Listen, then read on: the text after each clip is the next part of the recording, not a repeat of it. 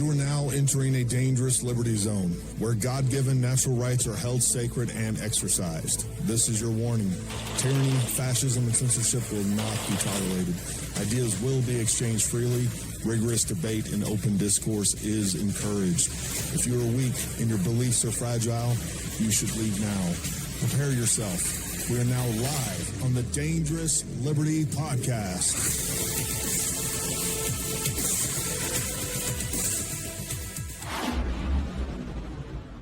All right, folks, what is happening? Hope everybody out there is having a wonderful, wonderful night. Of course, we have been, yanked off of YouTube for some reason. Our live streaming privileges have been revoked for no apparent reason. No explanation was given.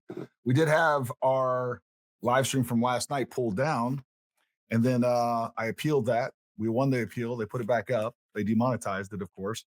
But anyways, live streaming on X or YouTube is not happening right now. So it is what it is.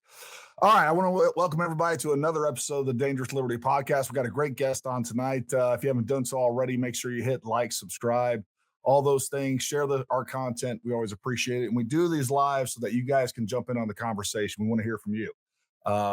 So that's what it's all about. Now I'm going to go ahead and bring on Chase. And I apologize for my voice tonight. But anyways, Chase, welcome to the show. Thanks for coming on, man. Look forward to talking to you. What's up, man? How you doing? Doing well, man. So Chase, also known as Green Beret Nap Time on X. Make sure you guys go follow him. As a matter of fact, all of his links to all of his social media are down in the description below. So go give him a follow. Chase is a fellow Green Beret. And if you will, Chase, just introduce yourself to everybody. Let everybody know who you are, and we'll kind of take from there. Yeah. Hey, guys. Yeah, I'm a former third group guy. Did just under 14 years, got out in 23. Did some things, failed at a couple of things, and, moved on. It is what it is. But then, X was just kind of one of those places I would go to just unload a little bit, little knowledge thrown around here and there. And then I like arguing with people. So, it was always a great, outlet for that. And then it just kind of exploded. I did some analysis on a few different things and then started putting out some papers and started doing some stuff in it and gained a following. And I got some pretty awesome followers and so it's been a fun road so far. And we're kind of rolling through. Nice, man. No, look, I think it's really important that we get more veterans' voices out there. I think they provide a unique perspective. Having people that have gone and fought for our country, and I think it's especially important for combat vets not to undermine anybody's service out there that you didn't go to combat. I'm not saying that. That always gets twisted around on me for some reason. Right. But I do think it's really important that we get people that have skin in the game, right? I think one of the things that keeps me grounded is, and I'm sure you experience the same thing, man. It's like I've lost lots of friends.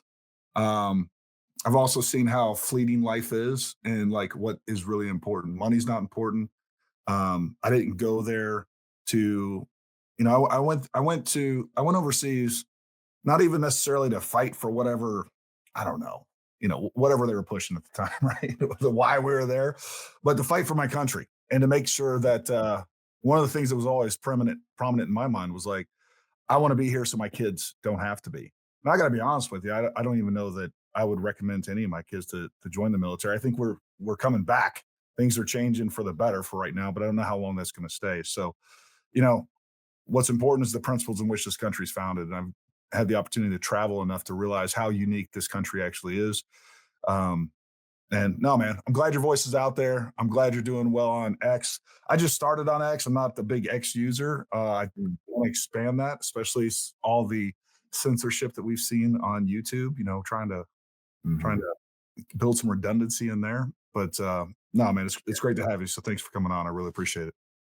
Yeah. No, it's real important. I mean, it's important too for conservatives to stand up and kind of start, actually having a voice and really being heard on truth and like what America is actually about. One thing I talk about often is that conservatives are just, we don't need the government's help. So we're not, and we don't need, we don't feel like we need to get involved. We don't feel like we need to like talk about it. And we just want to do our own thing, and we want to build our families, and do all that. And we have to do both. We have to get it to now where we can't just sit back and let this go any farther than it's already gone. I mean, you have to get involved in school boards if you're going to send your kids to public school, because at this point you have no idea what they're going to be exposed to, or taught. And it's almost to the point where like I'm my little babies.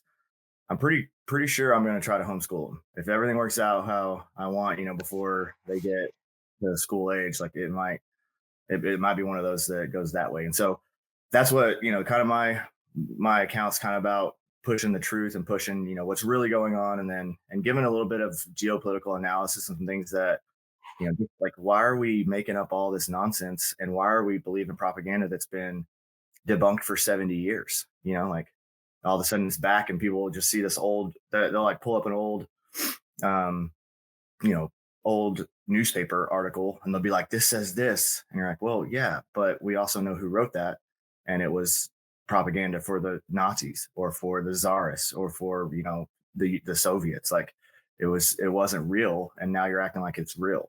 So Yeah, no, going back to your homeschool thing, that was one of the things I talked about. I kind of went on a tangent last night. So one of my kids, my oldest kid, I actually have two older kids down in Texas, but my 15-year-old son, he's in homeschool, and my 11-year-old, most likely once he gets to, we have actually a pretty good middle school, and we're out here in West Virginia, in a very conservative area of West Virginia for the most part.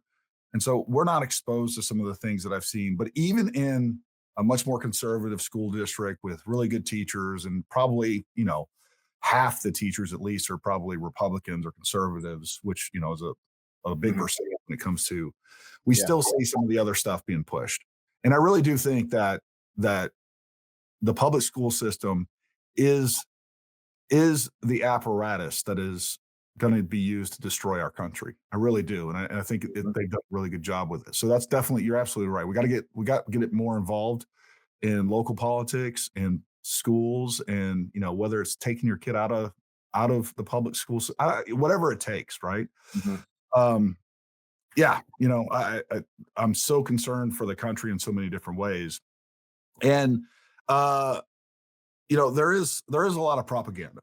Um, and I know, I kind of see some of the things that you're defending. We'll just kind of talk about it right off the bat.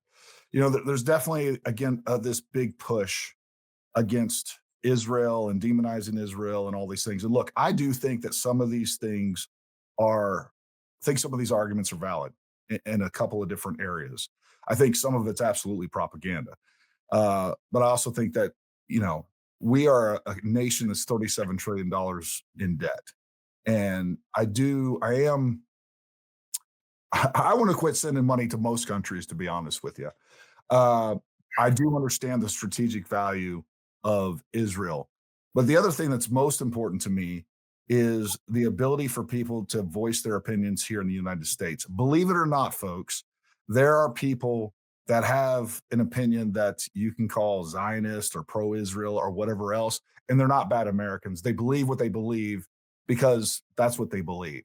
And we used to actually promote that, like, you do your thing, you believe what you, and then, there's people out there that are have a lot of criticisms for Israel that are not, captured by some deep, dark movement or anything else. We need a little balance on all those things. And we need to have some sort of discourse so that we can actually flush out what's true and what's not. And then we can all decide for ourselves. Yeah, I mean it's literally, it's the way you have to, you can't look at everything black and white, and you can't look at everything as I agree with everything about this is happening. So, or I there's, if I agree with any one or disagree with any one little thing, then now it's all out. Like that's not the way the world works, first of all. And I've been pretty vocal about, like, I'm fine, let's end foreign lobbying. I don't understand why that's a thing that we allow anyway. And that would include Israel, but at the same time, we can also look at our who, what we're giving money to and what countries we are, and be realistic about it at the same time. So a lot of people, like, they talk about the 3.8 billion. So I did a full write up and did a bunch of research on, the ROI we get from Israel, and is it worth it? Because this is what I do. So I see a narrative getting pushed, and then I want to go jump into it and decide for myself, hey, is this true or is this likely a narrative? Because if I can pick it apart and poke some holes in it, that I've done that in some other things, and given that analysis, and then but then this is the one I've gotten attacked for the most. Like, just the fact that I'm like, hey, this is actually not a bad gig for us. Like, am I saying Israel is perfect? No. Am I saying I agree with everything that they do? No. But guess what? I don't agree with everything the United States government does either. So, Yeah. like, let's be realistic about this, and let's just quash the whole there's an evil cabal of Jews that rule the world. Like, that's just like the fact that I'm having to tell people this right now. I'm like, dude, are we in a different is this the Twilight Zone? Like, it's just, that's what's really wild to me. Is it's if Israel wasn't a Jewish nation, we wouldn't even be having this conversation. We would, like, yes, people would gripe a little bit about the money, right? Because some people are just isolationists and don't think we should send any money anywhere. Which, Right. again, that's an argument you can make. And and again, we are in debt, like astronomically in debt.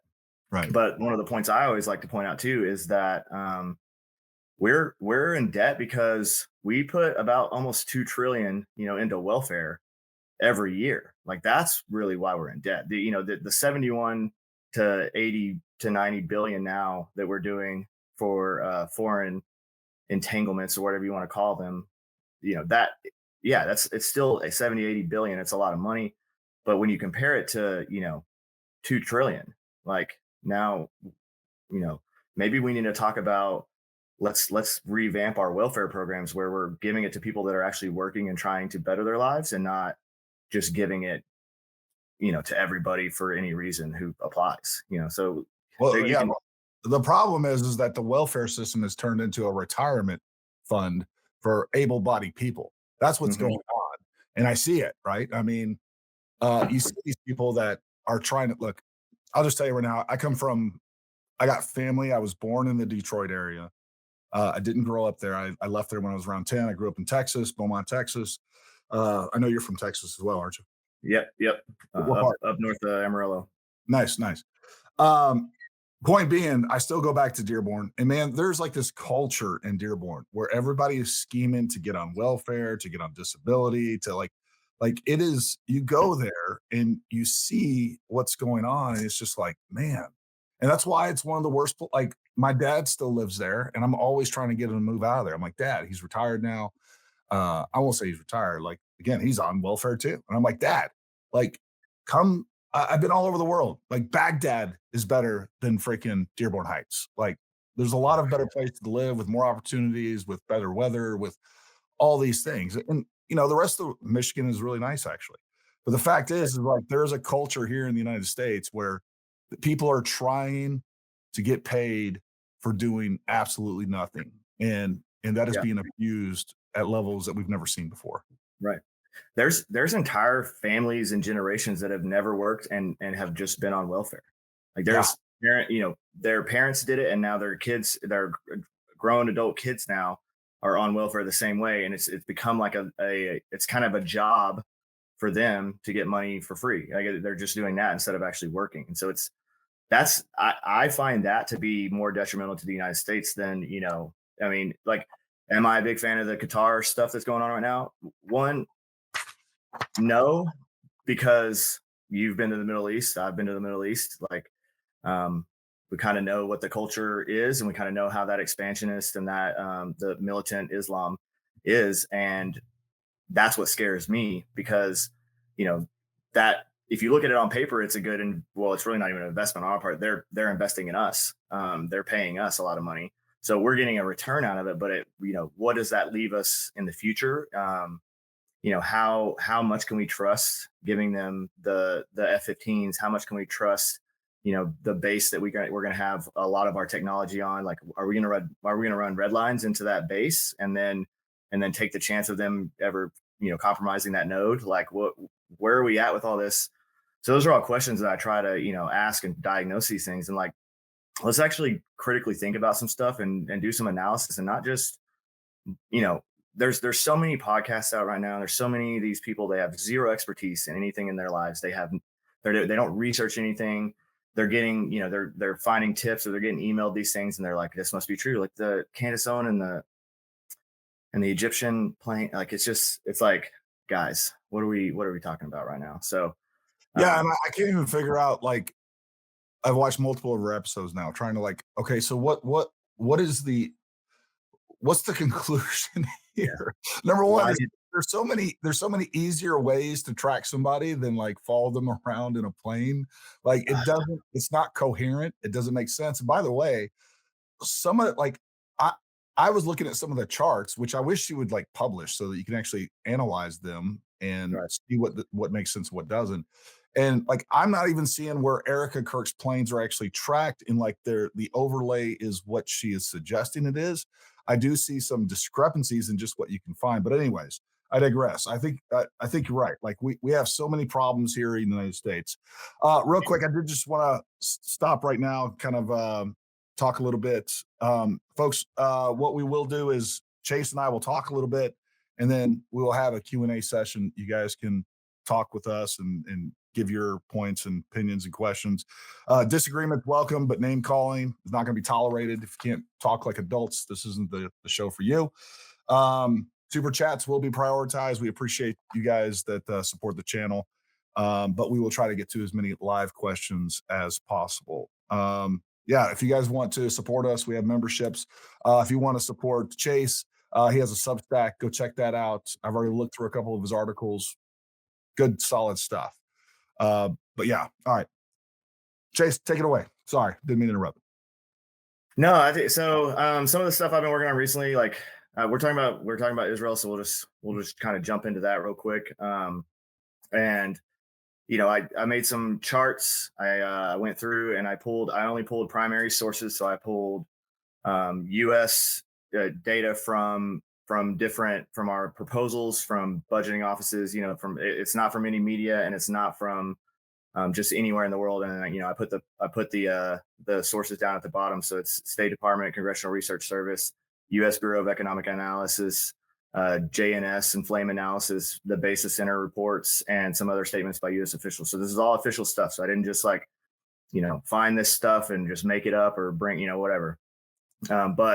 And I really went into it like, hey, so the reason I actually kind of wanted to jump into this is someone posted a meme that said that our return of investment from Israel is actually like 48 billion from the 3.8 that we give. And I was like, well, I mean, if that's true, that's pretty cool, but let's check it out and let's see. And so jumped in, and the ROI is very it's very good. And it's not just the hard part is not everything can be quantified and monetarily quantified to tell you like, hey, okay, what is this actually worth? Because like the intelligence that we get from them, for instance, their human networks in the Middle East and Central Asia are far beyond anything that we have capabilities to even match, and no one else can really match it either. Five Eyes can't do it. No one else can look at the Middle East, Northern Africa, up into Turkey, and then all the way to Central Asia like Israel can. And that's just a pure fact and bottom line. So there's no embellishing that. Sure.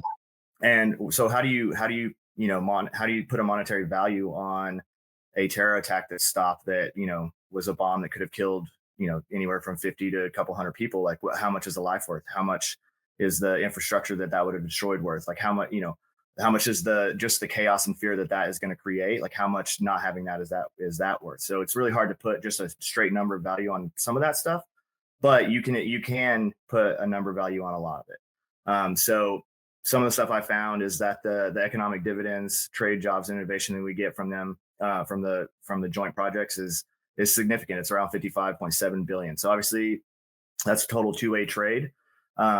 And for a country of Israel's size, about the size of New Jersey with 7-8 million people, they're up there. We're up there trade with them like we are with Colombia, with Switzerland, some of these other countries that we've had established trade with for a while. So again, we're doing pretty well from the trade standpoint. Obviously, two-way trade, that 55.7 billion isn't all ours. That's shared with Israel, depending on the different ways that all the trade goes. But that trade alone right there is about 255,000 American jobs in high-paying sectors and high-tech jobs. So we're not talking about McDonald's or just retail salespeople. Like, we're talking about actual jobs with, benefits, like really good salaries, and 255,000. That's a lot, you know. So yeah, just going through all of this. I mean, and then the things that I found, and it was from General Alexander Haig, who talked about, if we didn't have Israel, if we didn't have that proxy force in the Middle East that can act as basically a static aircraft carrier, right? So we don't have to move an aircraft carrier over there now to worry about the Suez Canal, to worry about anything in that area. That's 15 to 20 billion annually that we're saving from not having to put boots on the ground or put people on float in that area. So, that's a huge thing too. So you're talking, 11 plus billion equivalents of savings, if you want to diagnose that. And then the fact that 75% of that 3.8 billion that we give them, and this is all a deal that was made, and once it's inked, they have to give 75% of that, or they have to buy 75%, use 75% of that to buy our own munitions, technology. They have to reinvest in R&D for new things too, so they can't just stagnate and only just buy. Like, they're constantly having to help develop new things. So that alone is pretty big. And then you go into the like I said, the intelligence is just, how do you price that? I mean, how do you price the technology, or the information that we get that's going to save actual lives? And then just another thing, that they're hated, and they're the premier in the world for research and development. I mean, they reinvest 6.3% of their GDP into R&D, and that's the highest in the world. So that's way more than we do. It's more than South Korea, China. Like they're literally fighting for their lives every day and fighting for their own survival. So this is important to them. And, why would we not want to be allied with someone who is highly competent and who is really putting the work in too, just to look at it that way. you know? Sure. So anyway, you look at it, you stack up the costs. The $48 billion claim, like I said, I can't 100% confirm that, but it is very reasonable that we're at a 3x to 10, between 3x and 10x, depending on how you want to look at the numbers and say, oh, those numbers don't count. We can't actually, you can mess with it a little bit, but you're looking at a 3x to 10x return on that investment. So that's pretty good. Anybody anybody Yeah, does no, anything in the market? I agree. I just want people to know too, like, you know what? This is like, there's been a lot of things being said, some of this verifiably false about Israel. And what I wanted Chase to come on so we could have like a balanced discussion about this. And by the way, I'm welcoming anybody out there that wants to talk about the, I don't know, anti-Israel discussion. And, so we can see, I don't just a balanced discussion on this. I don't see that happening anywhere. Like, let's actually Mhm. weigh the pros and the cons. And by the way, look, I'll just tell you right now, I'm honestly, I'm kind of indifferent toward Israel. I don't really care one way or the other, to Right. be honest. Yeah. I think we have so many other problems. Mhm. Uh, you talked about that. You talked about the fact, like, one of the things I touched on last night, like, we don't have Jews coming in here and taking over entire cities like we do in Dearborn Mhm. Heights. We don't have, like, to magnify them or turn it into such a hyperbolic problem. Like, I start getting real suspicious of a narrative. Like this is the big problem that we have right now. This is what you think our number one problem is. Um, Anyways, the point here is like, anybody that wants to come on here and kind of give the counter narrative to what Chase is, I invite you. We'll talk about it, all those things. What I would ask you, Chase, is like, let's talk about, from your perspective, like, what are the actual downsides or some of the negatives that we have with our relationship with Israel? I mean, the downsides is just the vilification, for being involved with Israel. I mean, anybody that's involved with them is going to get hit with that. I mean, negative things. I would like to see, dual citizenship in our government, and especially in any position that you're going to require a security clearance. You have to renounce. I mean, Israel makes their people renounce their dual citizenship with another country if they're going to be in that kind of position. So we should be doing the same thing. So I'm 100% okay with that. And again, it's an alliance, and it's not in a formal treaty alliance, but it is a strategic alliance, and it should be treated as such. It's they're not infallible. They're not gonna. It doesn't like we're doing this because we have shared goals and a shared ideology, and Mhm. so it makes sense. So it's not like everyone's acting like this is some like high school friendship. Like this is not a, like we're not gonna stand by them no matter what. But at the same time it is a beneficial relationship for us. So why would we not use it, and why would we not get the best everything we can out of it? And so that's my main thing is like you just said, we have so many other problems. Like why are we worried about 3.8 billion is 0.056% of our annual budget. So it's not even a tenth of a percent of our annual budget. And that's what we're focusing all of our time talking about. And I'm like, why are we doing this? Like, let's talk about the 60 to 70% that is really, flooding, that's really ruining our economy, that's creating the hyperinflation we're seeing in our food, right? I mean, just SNAP alone, like how much is that raising food costs for all of us? I can't go to the grocery store and get, you know, one or two nights of meals and a couple of little other things, odds and ends, milk, certain, eggs, all that kind of stuff, and pay under 150, 200 bucks. It's every time it's 200, 300 bucks just for a night or two of food. And I'm like, this is wild. So that's why. And so I get called all these, you just love Israel more than America. And I'm like, I don't at all. Like, that's crazy. I've never even been to Israel. I have buddies that have been to Israel, and they've told me great things about it, but at the same time, that's not why I formulated my opinion this way. I formulated my opinion on this because of strategic geopolitical knowledge that I have, and like just like you have, and you kind of understand that this this relationship is important for now. But yes, we can always improve it, and yes, we can always tighten up a few things and make sure that again, like I said, the dual citizenship, if that, I don't mind dual citizenship. There's tons of dual citizenship in the United States. It's actually kind of a good thing, especially it gets good people. But it also, like I said, if you're going to get a security clearance, or if you're going to, be at some point in the federal government, or somewhere where you're affecting, American lives, then yeah, I think you should have to renounce that Yeah. other citizenship so Or that you you have are. Yeah, or you Yeah, have access to classified or sensitive information, technologies, and things like that. 100%. So Look, and the other thing too, there's look, with all of our allies are like frenemies, right? Like exactly.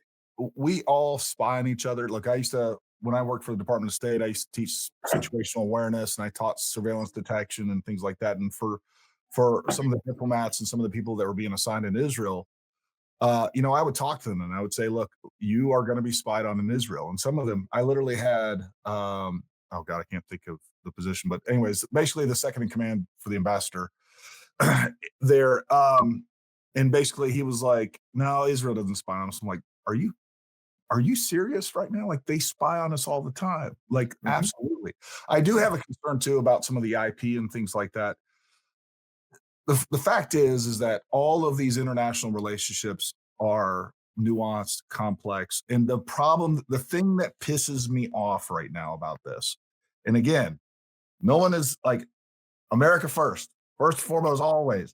But what's crazy to me is that when you go out there and somebody throws out some wild shit about Israel, and you just like say, that's not true, or you give a logical counter argument to that. It's like, oh, you were paid $7,000. There was a thing Dude, going around. Like I've barely even brought up Israel. What I've talked about is some of the nonsense theories that are definitely coming out of social media, and because I'm talking about that, never even bringing up Israel, hardly ever. I don't think that Israel was involved, but that's just what I think. Like there was this thing going around that I, made 10 million bucks from Israel. Like, first of all, like I wouldn't be on the air anymore. yeah, yeah, yeah. I go to an island.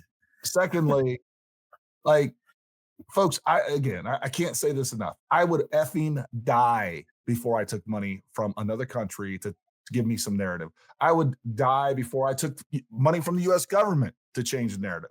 Like, too many people that I know have died for the freedoms, and one of the number one freedoms in this country is the freedom of speech. I hold that sacred. I hold that dear. And guess what? I don't care if you're anti Israel pro-Israel, when you're trying to shut down other people in America, that's worth standing up for. If you're going to push bullshit on the pro-Israel side and push bullshit on the anti-Israel side, you need to be challenged. That's what we do in the United States. We have free discourse, we have competing ideas, and we can lay it out, have a good faith discussion about the policies of our country, and then we can sit back and let it sort it out. But like lies should be challenged no matter where they're coming from. If they're coming from the government, challenge them. If they're coming from social media, challenge them. All we want is the truth. And I think that's one of the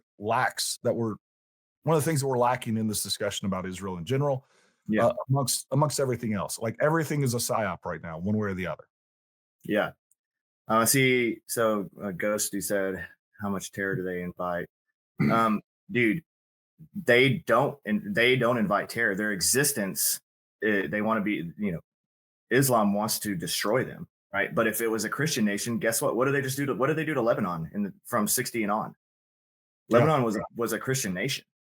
So if you go back and look, this is the other thing that one thing that my account and everything that I'm doing here forward is just kind of bringing history forward so that people can understand what actually happened and get away from all these meme narratives and these that somebody made to focus you on something else that like didn't actually happen, or the way that they've completely kind of revised what fascism is and how it started, and that and they call it a right-wing ideology, and you're like, well, you label it that way because you want to push it with close to the American right, but there was nothing even remotely close to the American right in Europe at that time. There was no political parties that were even, you could even say that had an ounce of power that were really even right wing. I mean, when Hitler took power, the top political parties were three socialist parties and one communist party.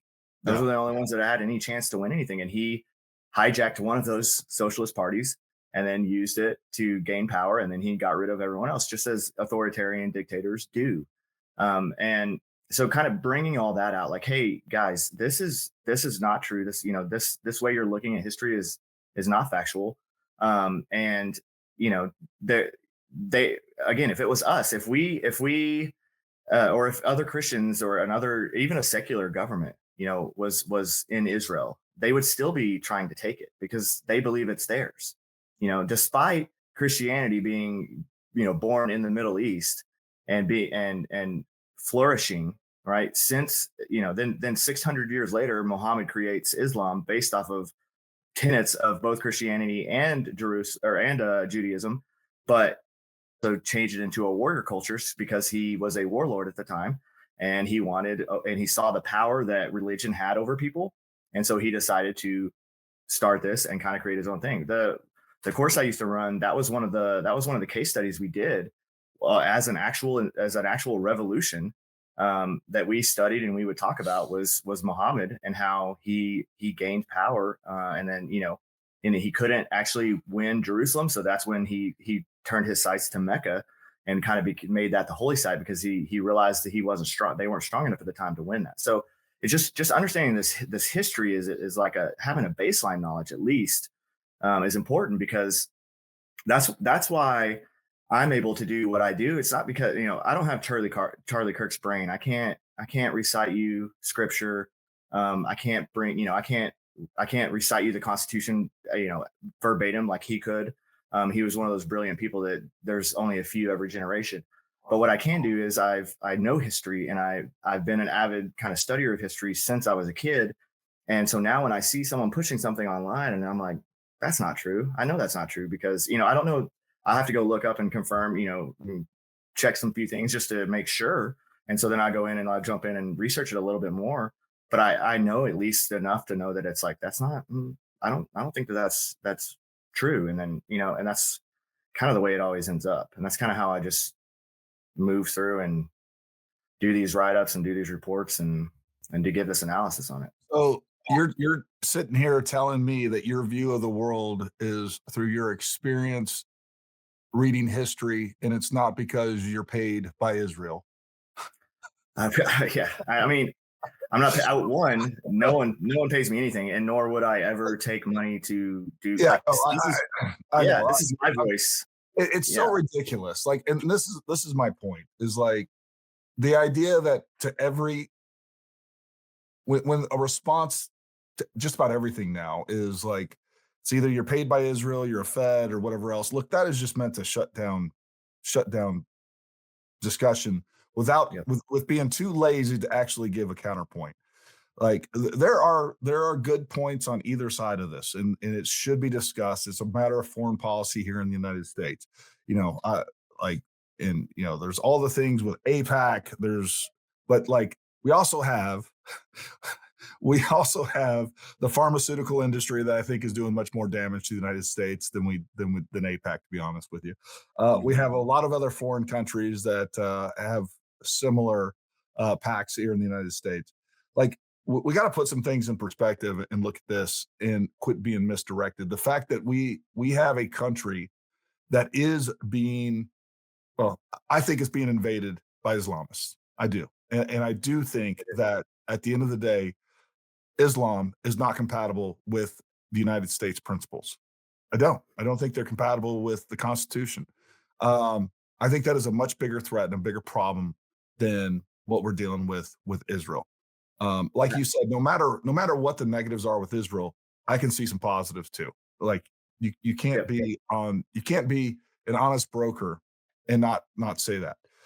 What what is your thoughts on the prosecution of the war in Gaza? Because I will say that is something that I've continued to watch and has evolved my stance on Israel, just as kind of like an objective observer. Mhm. Uh, I also have some thoughts on, but anyways, I want to hear what you have to say, then maybe I'll respond to it a little bit. I mean, I think you have to look at it the same way. I mean, one, war is war, right? Mhm. So, like, the problem we're having is that 95% of the United States population has no clue what combat is, has never been anywhere around it other than seeing it on TV or seeing a movie or reading an article about it. Sure, So they can't you can't sit here and say what it's like if you've never been there. And this is one of those things. It's not an argument of authority fallacy, because there are certain things that you have to actually have experience doing to actually talk about it and to actually understand it. So just like I couldn't have a very good argument with a nuclear physicist right now because I don't really know anything about nuclear physics, right? And even if I did study what I could online, I'm not going to reach the level of like what someone who has a PhD in it and did actual practical labs and did all kinds of stuff. So just we have to think about this. We have to look at this intelligently.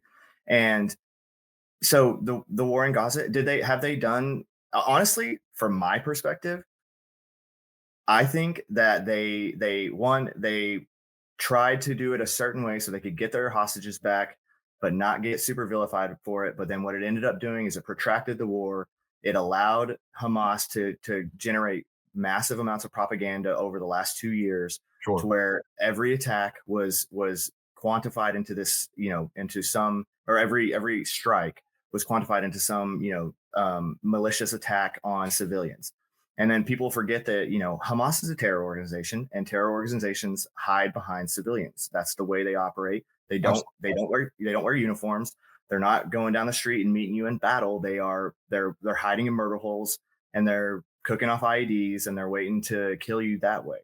And they're hiding, munitions outposts in hospitals or under hospitals. They're hiding them in schools, and they're doing that on purpose, so that they can win that info war, yeah, yes, the info war on it. And so when I see a lot of that, and now again, have there probably been some evil things that have happened from IDF soldiers to, and that yes, there it's war. That certain people in the United States military did some horrible things in country too. Because sometimes just evil people make their way in and want to do evil things. So does that make the entire US military bad? No. Does it make the entire US country bad? No.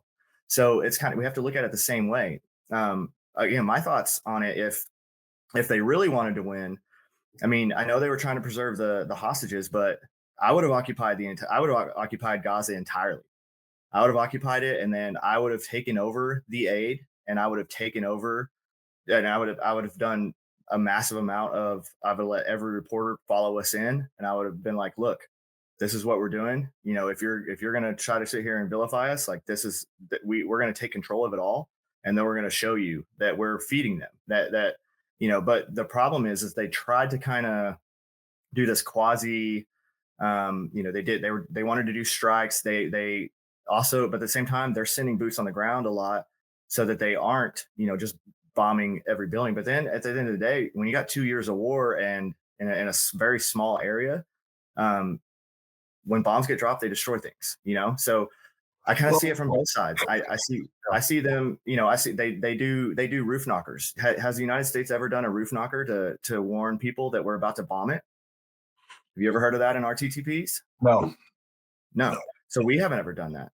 So, you know, why are we holding Israel to this standard that no other country could uphold in a time of war? You know, like I that's why when I hear like there's war crimes, there's this, there's that, and I'm like, you know what? Every war there's going to be some war crimes Yeah. because individual people can be shitty, and that's just the way of the world. And it doesn't mean that, you know, command told them to go commit a war crime. And then, you know, again, for the whole starvation thing, and the whole they're saying it's a genocide because they're displacing them and starving them. Not really the definition of a genocide. So that's kind of my qualms with that. But I have buddies that were over there, and you know, they were like, "Is this place perfect?" No, like they're, you know, is Gaza, is the way they're doing everything, trying to distribute the food perfect? No, but at the same time, like you've been over there, you know the convoys, it's the You're still Mad subject, Max. you're still subject to the chaos of war. I mean, Yeah, yeah. So they're with these aid sites they have with GHF and all this. And again, you can discuss whether GHF is great or good or not. And I honestly, I mean, I don't really care. They what they had to do is they had to set up these sites where they could drop the aid because we found out that UNRWA was had actual Hamas terrorists on payroll being paid by the UN and the United States. We're literally directly funding Hamas terror, and they were taking the all the aid that was coming, and they were giving it straight to Hamas and not giving it to the people. So how do you rectify that without actually occupying? So there's just it's so nuanced and it's so complex. You can't boil it down to like, oh, they did this wrong, so they're bad. You know, like it's one of those situations like we're in war, shit happens. You know, like what did we do to Fallujah before we went? You know, before we went in, we bombed for 5 days. We bombed, shelled, AC-130. We literally like, I Jay mean, and then we Daniels got out had of to it. go in. Yeah, we still had to go in and go door to door and to get all the terrorists. So Yeah. it's an impossible situation to completely diagnose. Well, here's my take on it right at the beginning. Number one, without a doubt, they prolonged handing over hostages. Yes. And Ghost Vision earlier brought up a comment right here that October 7th was a false flag by Israel. Okay, I don't think that it was a false flag. You might be able to make the case somewhere in there that it was a LHOP, a LIHOP operation, right? There's people saying this. Let's say that's true. Let's give them that bone. But the fact is that what did have is we had terrorists come over into Israel from Palestine, kill over 1,000 Israelis, kidnap a bunch of Israelis, do horrific things to people in Israel, and all of that. And then and by the way, the real problem that I have is that they also kidnapped and were holding hostage American citizens, or at least people with both American citizens and people with dual citizenship. I got to tell you right now that's where I would draw the line if I was President Trump or at the time Biden was in office. Uh, we should at that moment we should have been deploying a couple thousand tanks right there on the freaking border and said, guess what? If we don't get the American citizens back in the next 5 hours or whatever it is, like we're rolling through and we're going to destroy everything until we get the American citizens back. That would have been my red line right there. And the fact is they delayed returning hostages for years. And that is the problem that I have with this. Um, and that's when all the other arguments for me kind of fall by the wayside because you're right. I mean, war is hell. And the other thing too is like we've gotten into this point to where we kind of expect these like humanitarian wars. And I got to tell you, that's my biggest problem that we have with the global war on terror is like we won the Iraqi war. I was with the initial invasion into Iraq. We won it in like what, a week or two or something like that. We won that war. But then what we did was we tried to play this kind of a mix of you know, trying to do war, but also trying to do this humanitarian thing. And like those two things don't really mix. That's how you prolong wars. That's how you extend and enhance the amount of deaths on both sides. And that's what we did with with with Iraq and Afghanistan. Like we tried to do too much of both. Like you fight a war until the enemy no longer wants to fight and they want to unconditionally surrender. And then we go into just like we did with Japan. Like you can say whatever you want about the atomic bombs. Like we don't even understand the level of um, dedication and like the Japanese were ready to fight to the death. If I believe that if we hadn't dropped bombs the way that we did, like that war would have extended much longer. Yep. I think in the scheme of it all, that was one of the most humanitarian things that we could possibly do because it ended it quickly. We took the fight out of them, and guess what? From there, we went on to the diplomatic relations side. We rebuilt relationship. We rebuilt Japan, by the way. And Mhm. look, we've had a great relationship since. And I think we Yeah, just I try to mean, do mixed. I just think we try to mix diplomacy and war, and you really can't. They're diametrically opposed. no. Diplomacy should be used until war breaks out. And then, like you said, once war breaks out, and especially if it's a just war on your side. So Israel didn't start this war, and everyone's going to be like they occupied. Blah, blah, blah. They didn't occupy anything, dude. Uh, the UK technically owned that land and gave it to the UN to partition, and the UN partitioned it. And Israel accepted a two-state partition, giving up Gaza, giving up a lot of the West Bank, and Arabs immediately denied it. All Arab nations around surrounding them denied it.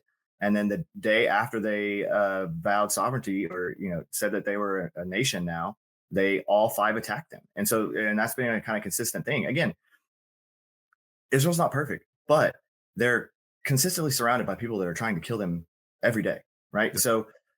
So October 7th was the start of this war. Was it the start of every engagement that ever happened between Israel and Arabs? No, it wasn't.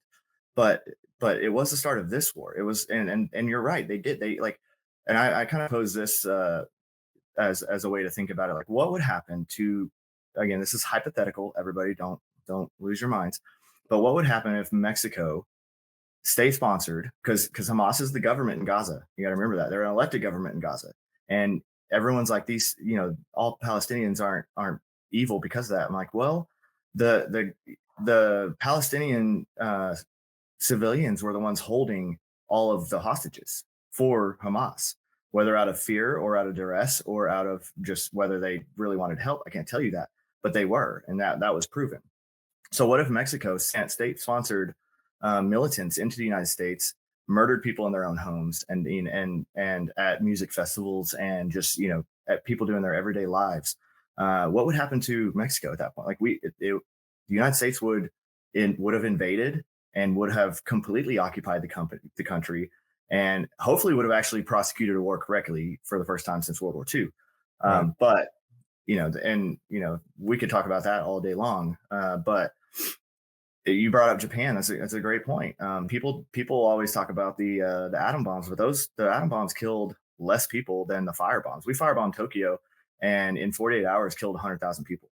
Yeah. So, what is that evil? Well, they estimated that if we would have went toe to toe with Japan without the bombs, without all the bombing that we did, we would have lost anywhere from 1 to 2 million soldiers. So which is better? Which is better? Is doing the thing to win this war? Is that evil? Like, no. Again, war sucks, guys. War is literally you trying to murder other people until you crush their will, and so that they capitulate and surrender. That's the goal, right? That has to be that way. You have to prosecute wars that way, because if you do it any other way, you're going to get what we got in 20 years of GWAT. You're going to get what Israel got in 2 years of prosecuting the Gaza war. So Yeah. it's important to understand all that. Yeah, we've lost the ability to understand how war is supposed to be fought, and that's why. Like, imagine a world war. What did it last? Like 5, 7 years? I forgot what World War II was. Wasn't that long? Point being, and that's because we killed the shit out of people. We killed them until, that's what we did until they quit. Like, now we have these protracted wars, whether you're looking at every time that we started moving away from that. You look at Vietnam, then you look at the global war on terror, and just move further and further. Like, we started this humanitarian, mixing humanitarian efforts with war, and you just can't do that. And it's the least humanitarian way to fight a war for people on both sides. More people end up dying, more people end up suffering.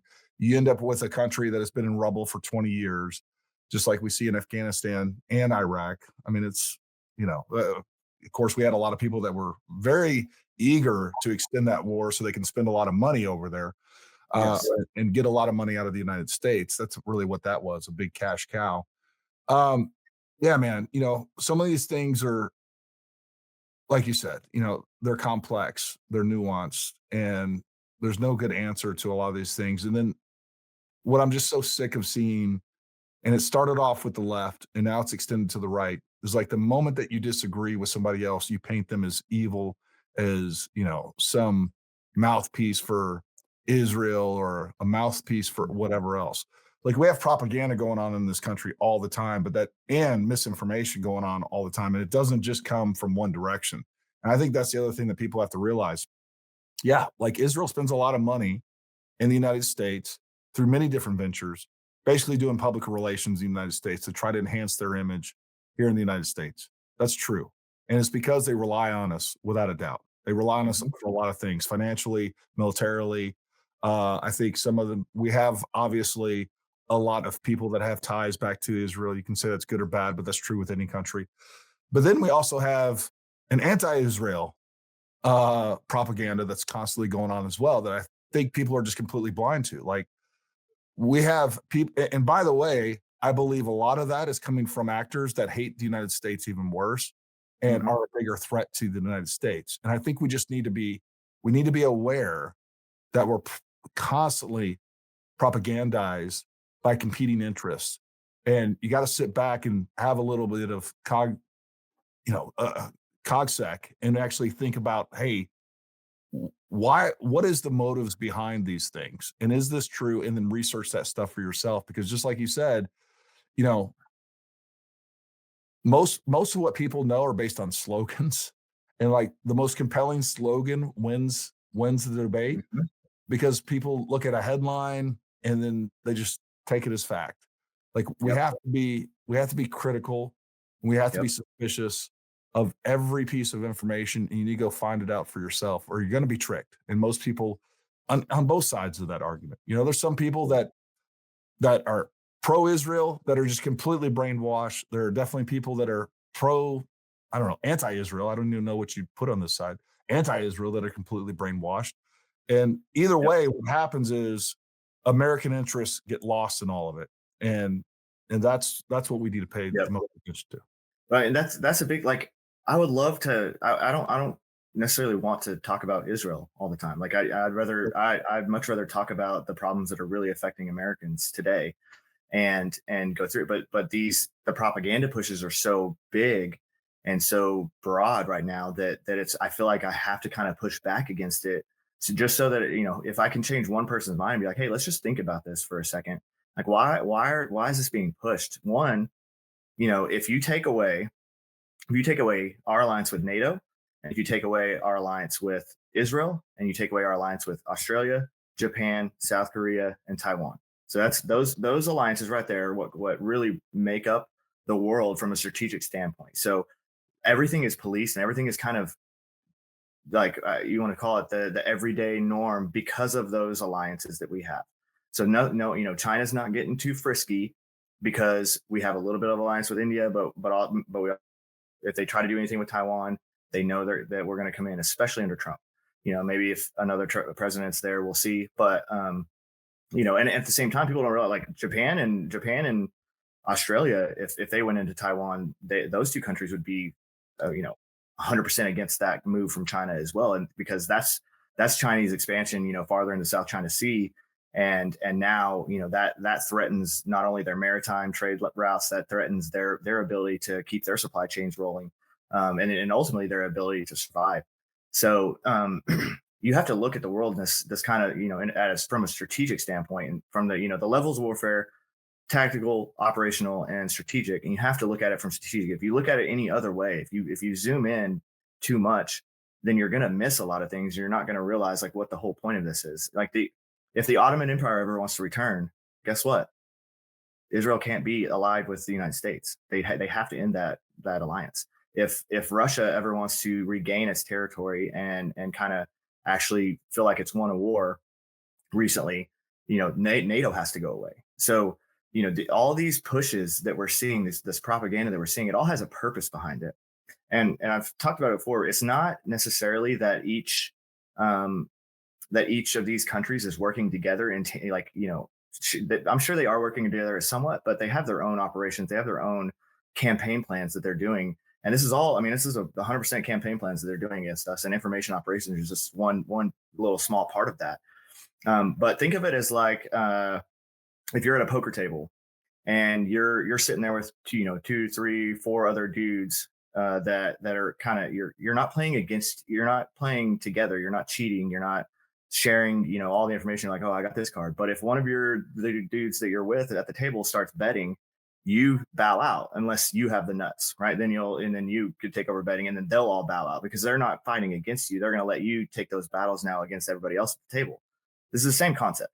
They're all pushing all these different operations at us, and they're not necessarily all coordinated, but they all have the same goal, which is to demoralize our population, which is to create chaos and confusion, and ultimately to make people just exhausted and overwhelmed that they even have to deal with all this stuff. And then it just creates this exhaustion, like, because like you said, even people that don't care about Israel at all, like, it doesn't affect their day, like, they've heard about it now so much that they're like, you know what, just screw Israel, I'm overhearing about it. And they're winning just because of those little things right there. What do you think? What do you think is the main push behind us not being able to have reasonable discussions in the United States, even about foreign policy, for or against Israel or anything else, without someone immediately claiming that you're some sort of foreign asset? I think it's just, that's the way politics has evolved in the United States now. It's always got to be a gotcha. It's always got to be a talking point, and we can't sit down and actually work with the other side. And I'm trying to move away from the left versus right dichotomy that's been kind of crafted for us, because it's just not really accurate. The more accurate way to look at it is collectivists versus individual rights. People who elevate individual rights versus people who elevate the collective. And so when you look at it that way, now there's no confusion about like what Nick Fuentes and his push is. Like, they're calling themselves like the super right wing or nationalists, and it's kind of like a nationalist socialist movement, which, hey, we've seen one of those before in history, haven't we?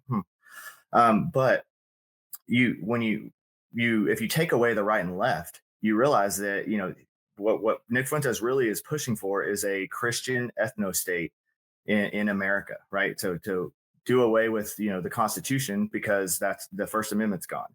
He wants a Christian ethno state, which is elevating one collective, would be Christian, white Christian nationalists. Okay, so that's a collectivist ideology now that he is pushing. You can sit here and say, oh, he's right wing because he's nationalist, like, but now we're going to get confused in nuance. We're going to get bogged down in this nuance and these arguments about this, instead of actually talking about what matters. And what matters is that he's talking about trying to get a Christian ethno state, the United States be morphed into a Christian ethno state, which is, again, against everything that we stand for. And I understand that the United States was a nation that was founded by Christians. And it's important that we understand that, but we also have to understand that they made it not a Christian nation on purpose, because the First Amendment is so important in your freedom of religion. The state can never tell you what you should or should not believe. Yeah. So So yeah, so when That we was look that at that would require some nuance, and it seems like the United States population is less and less capable of yeah, engaging in that for sure. yeah, that I mean that's it's laziness, it's ignorance about history, and it's all these things kind of coupled together that have made people formulate all these opinions, and they formulate these very very strong opinions about these things that they really know nothing about. So a lot of people have very strong opinions about the war in Gaza, and they know absolutely nothing about it other than what they saw on TikTok or on X by some influencer or some podcaster that also knows nothing about it. You know, so Yeah. like maybe let's start listening to people like Ian Carroll was a pizza delivery guy 2 years ago, and now he has 1.3 million followers. Like, is that weird? You know, is he like how is that elevated? And then how do you get that following, and then how can you like go through his stuff, and like it's all conjecture, it's all all these different, it's looking at history the wrong way, it's not understanding um the nuances or even just the apologetics of the time, right? So being able to go back and look at what was written at a time, you can't always just read something from the past and completely understand it in modern day times, because things have changed, right? I mean, so you have to kind of also look at it, how it was written at the time and by who and under what context. And that's another thing that is really hard to get people to understand, is that you know they'll pull like it's just the same thing. They'll pull a quote from the Bible, they'll pull a quote from here, and they'll say, well, this one verse says this, and they'll pull it out of context, and then other people will just be like, oh well, it says that, so this must be true, but it's completely out of context. You didn't put the surrounding verses with it that actually let you know what we were talking about here, and now you've morphed it into this other thing. And Well, so I even hate, going back to that, I even hate the kind of the just the hindsight of 2020, even going back to like, World War II. Now there's this big push to kind of like, oh God, we use the atomic bombs. Like, and now we're like condemning the United States for doing so. All right. And but like you said, putting things in context, like was firebombing all of Tokyo and many other of the major cities, was that okay? No, the fact is like China, China, what Japan was doing in China and in Korea was some of the most horrific shit that you've ever seen in your life. Um, and again, ruthless. they were absolutely like, we don't even understand how radical Japan actually was. Like, there was some guy like 17 years later, after the war was over, he's still like on a remote island, still fighting the war. Like, how radical the entire Japanese population was and how far they were going to take this war, I don't think we can quite grasp. It's comparing them to like Al Qaeda or some of these other radicalized groups that we have today. It doesn't even compare. It doesn't even come close. And so when we're always reinterpreting history and trying to project our own thoughts, feelings, and our newfound morals upon the past, like it falls so short. It's so silly. It's so short sighted, and most of the time it's wrong. It's like it's just factually wrong as well. It is, and that's it just goes back to the lack of understanding history, and how like the Japanese Empire at the time, and how they were imperialistic and expansive, and then just, I mean, you don't even looking at how Chiang Kai-shek in China was, as he was, when Mao was having his revolutionary push, and then how that was all linked in with Russia, and then you're getting this false.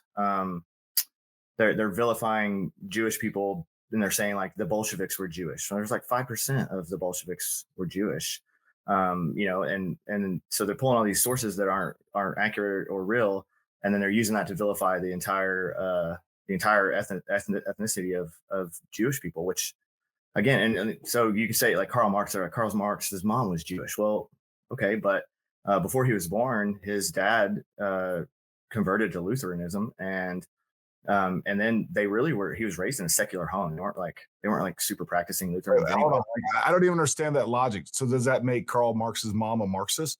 Like, Yes, that's what I'm saying, is they it's such formulate their a argument. They're like, weird well, his Yeah, Yeah. they're like, he was a Jew, so he was bad. And I'm like, dude, guess what? There's been evil Christians that have done evil things. There's been evil every demographic of anything you want to pull up in history. Like somebody was evil in that group. And you can't vilify the entire group for it.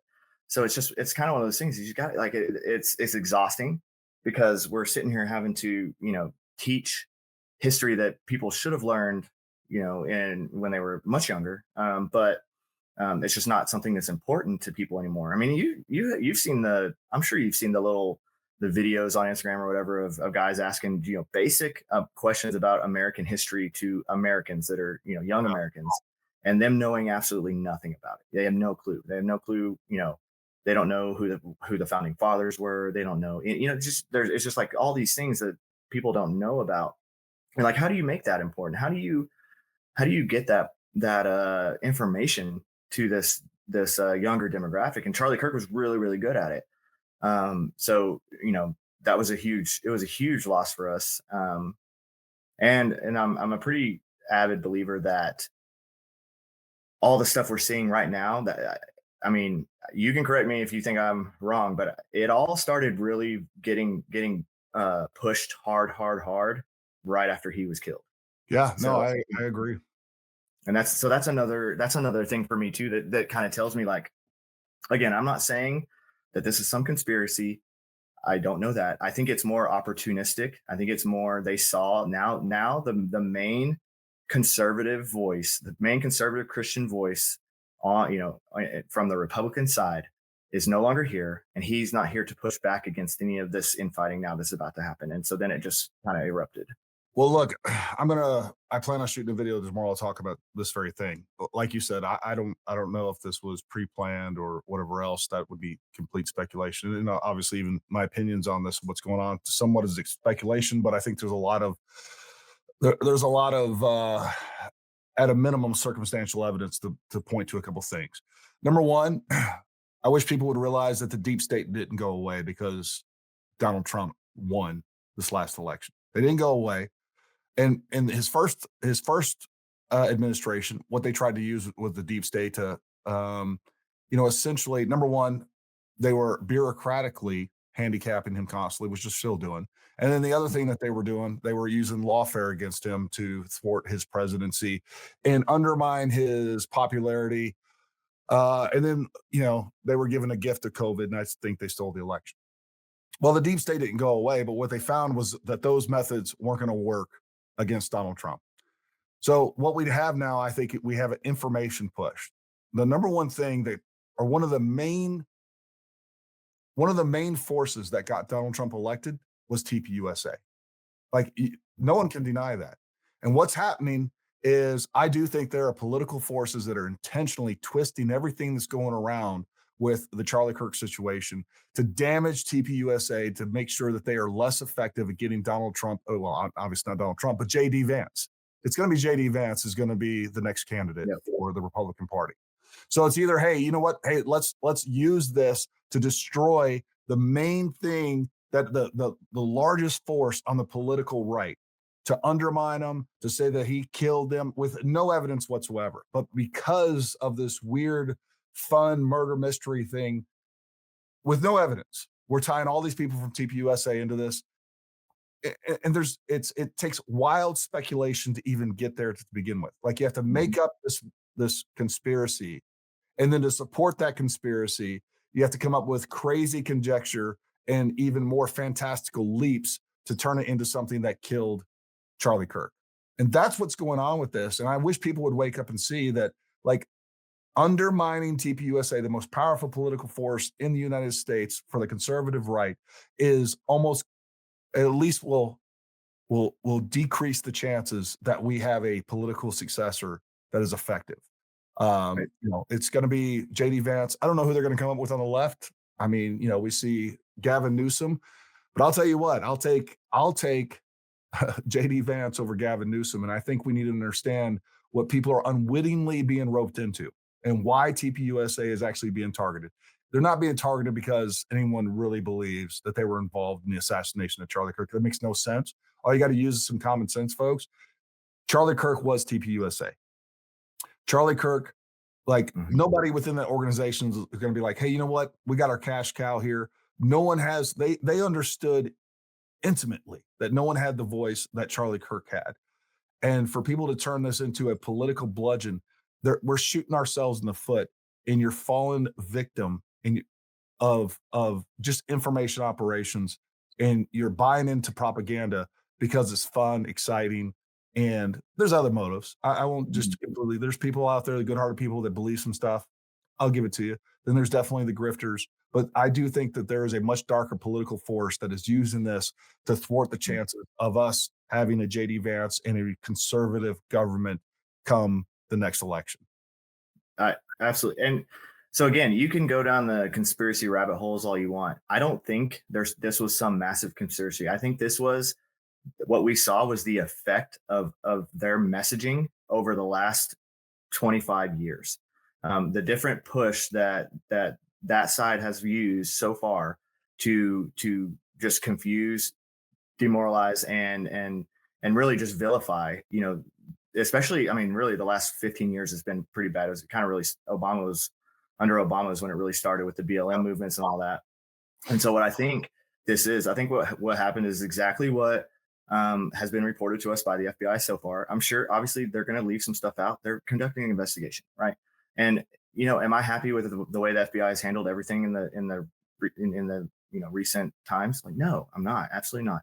But at the same time, we do have to understand that there's a certain way these things go down, and we're not going to know all of the information right now, and hopefully we will. Hopefully it'll go to court and we'll know all the information at some point once it's released. But the effectiveness, like you said, TPUSA is massive. People don't even realize. I mean, before Charlie was killed, there were 850 college chapters, 1,200 high schools around the nation, 3,500 campuses total. So very massive, a very effective organization. The amount that they swayed the 18 to 24-year-old demographic towards Republicans was the biggest threat to Democrats in the last 20 years. And Yeah. so I think it's just opportunism. I think it's when he was killed, this now they can start pushing these things that they really want to push. And again, it's kind of like, it's like a fire hose effect. Like, let's just push every crazy thing possible to overwhelm everybody, so no one knows what the truth is. That's an old Russian tactic. If you go back to look at active measures and how they approach propaganda, that is their MO down to a T. It's to demoralizing the population, and creating chaos and division is more effective as from a propaganda standpoint than any other form of propaganda. So Look, that's eh, what. oh, I'm sorry. Go ahead. No, go ahead. I'll finish after. Um, Look, if I was to put my conspiratorial tinfoil hat on, I would say that this is something. If we're going to talk about conspiracies, when we talk about the deep state, when we talk about political actors, foreign adversaries, and everything else, one of the things I would like to see really investigated, and this goes with Thomas Crooks as well, by the way.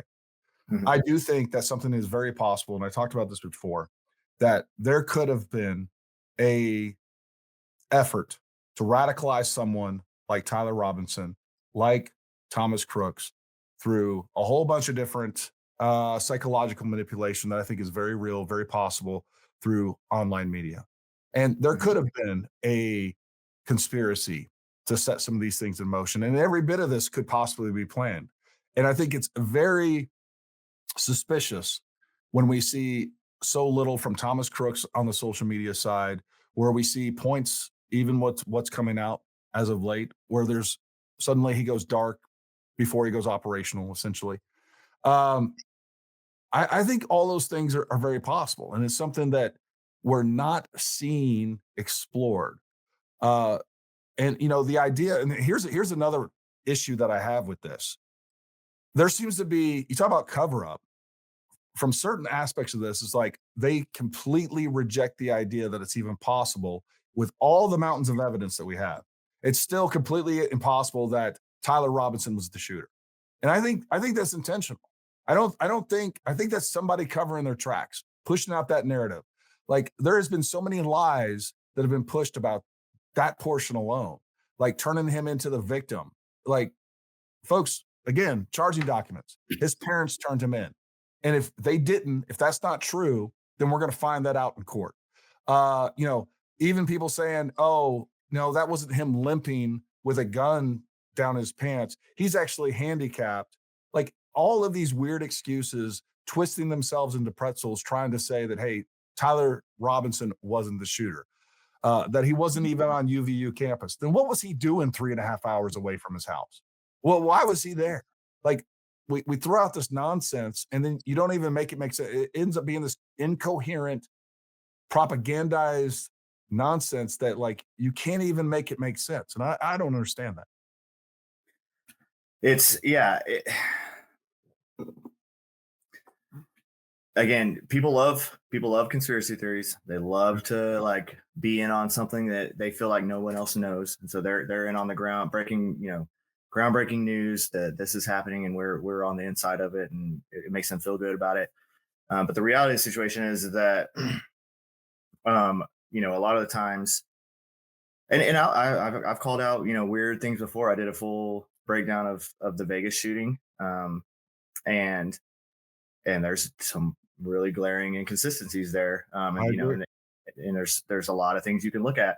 But and I did a full breakdown of the Butler shooting. And there's a lot of things you can. I mean, we're at the end of that breakdown. I was either it's either such gross negligence to the point of criminal negligence by the Secret Service and any other in local law enforcement involved, or they let this child move around and have a ladder and get to the top of the only building with perfect line of sight of the like from a threat and vulnerability assessment standpoint.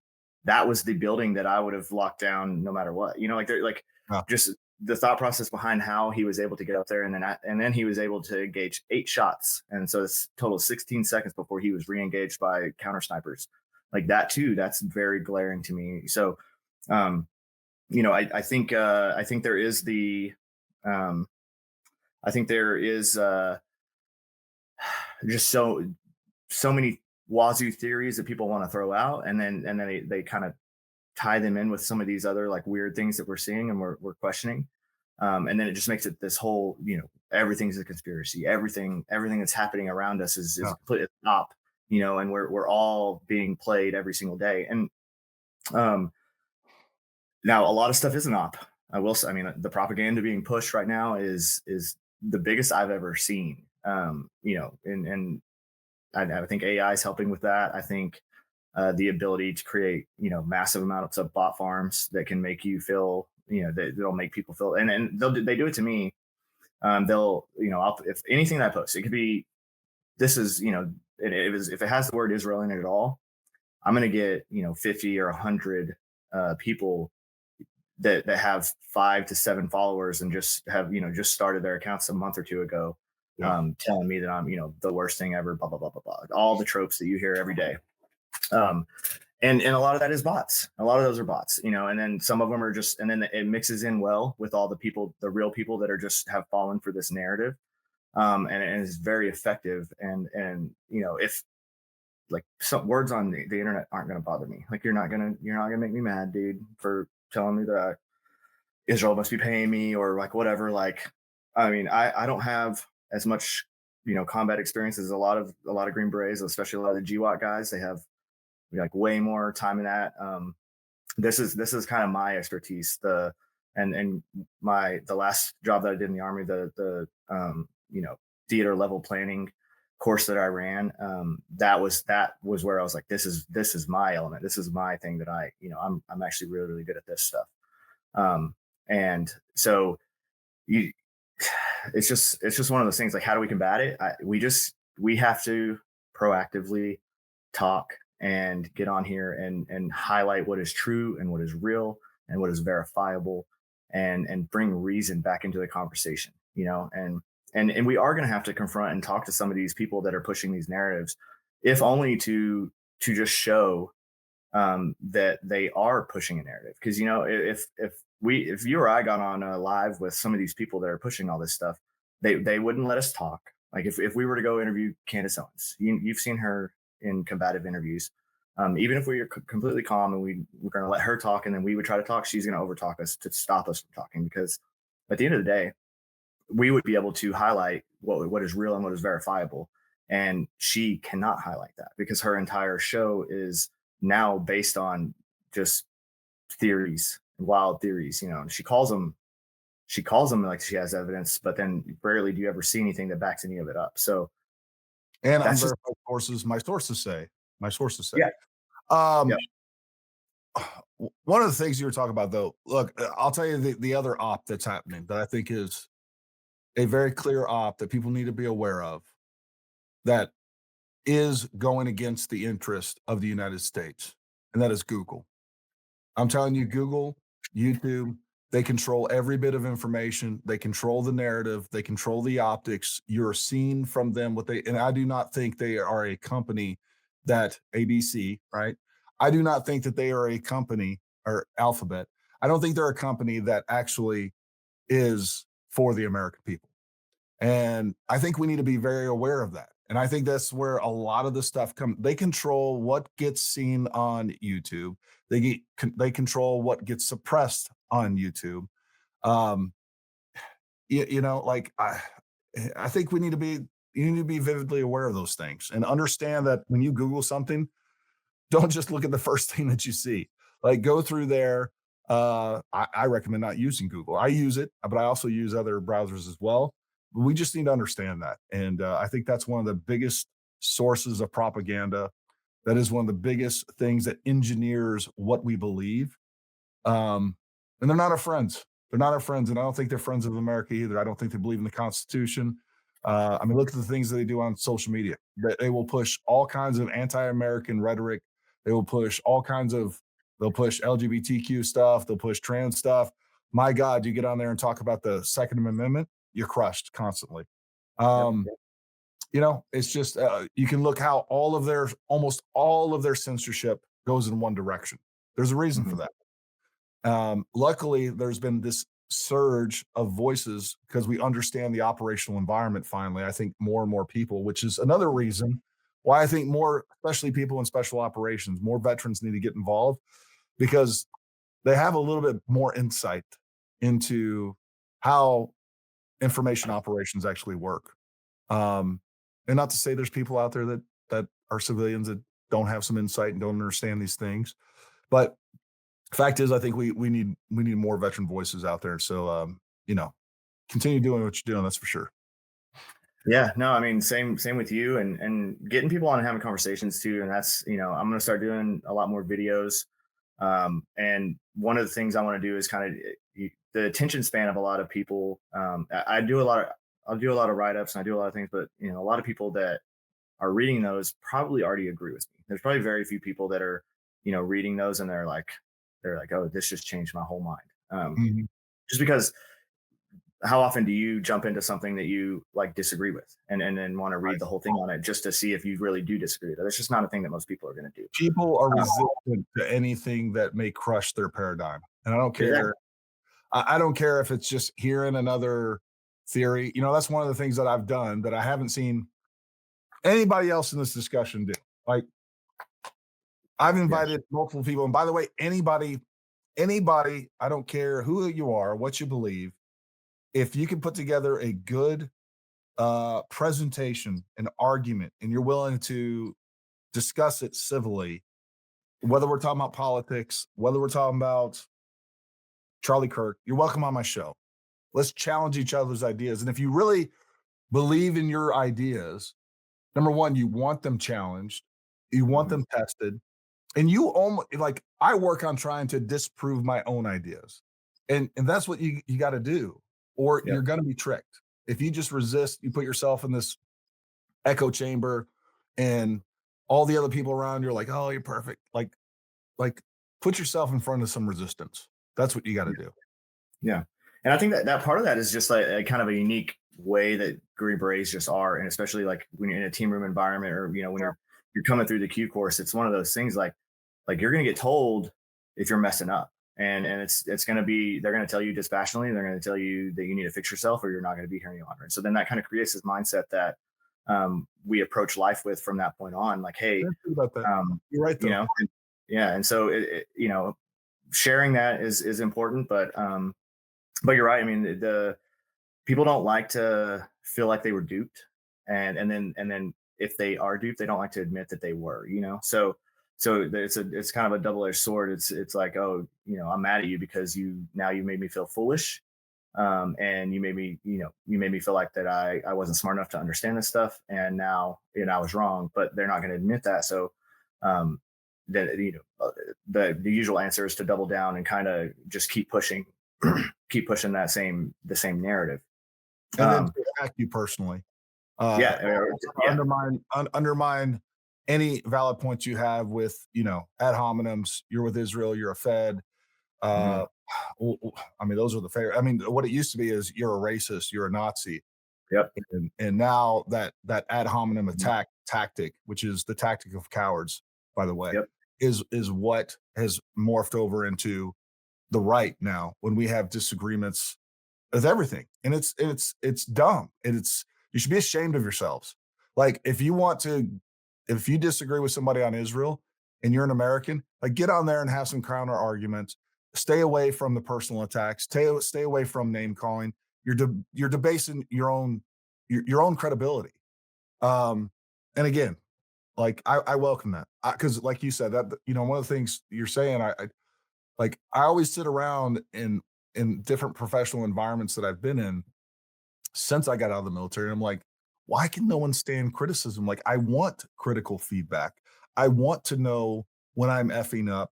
Because that's the other thing too, is like sometimes I find in like the civilian professional environment, people won't tell you you're messing up. What they'll do is like they'll go whisper behind your back and Hmm. go on this whisper campaign and try to go tell your boss what a jerk you are and how you're just a Hmm. POS, as opposed to like coming to you and saying, hey, like, this is what you're doing wrong, and I'd like you to get it fixed, and here's how you do to fix it.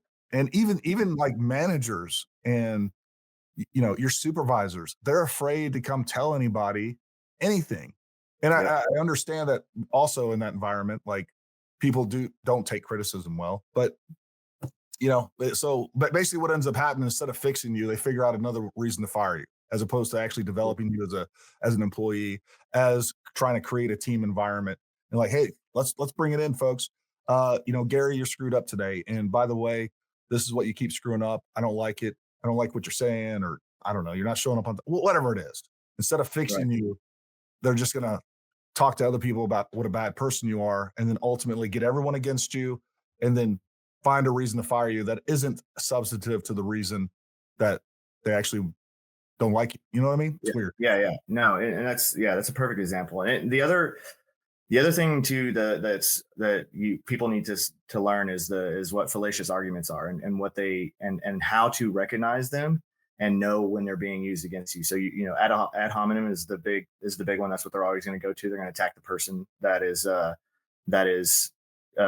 giving the message that they disagree with. So instead of focusing on, let's talk on that, they're going to just call you a name and call you a shill or call you this or that, so that they don't have to approach the argument. So there's that one, the straw man argument, and the red herrings are the three big ones that are constantly used. So straw man is just misrepresenting someone's argument to attack a weaker version of it, and then a red herring is introducing a completely irrelevant topic or a distraction into that. So just people, when you're in an engagement with somebody and they're telling you something, or you're going back and forth about something, just understand that when any of those three things happens, you've won the argument at that point. And because they can no longer in good faith argue against your topic, and so now they're going to use these other methods to try and win this argument.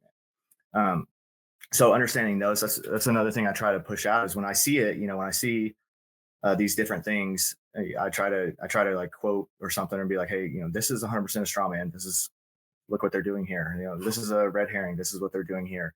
This is a hasty generalization. Karl Marx was a Jew, technically, by ethnic Jew, so all Jews are bad because Karl Marx was evil. So that's a hasty generalization, right? So just stuff like that, and kind of understanding how they're going to argue against you.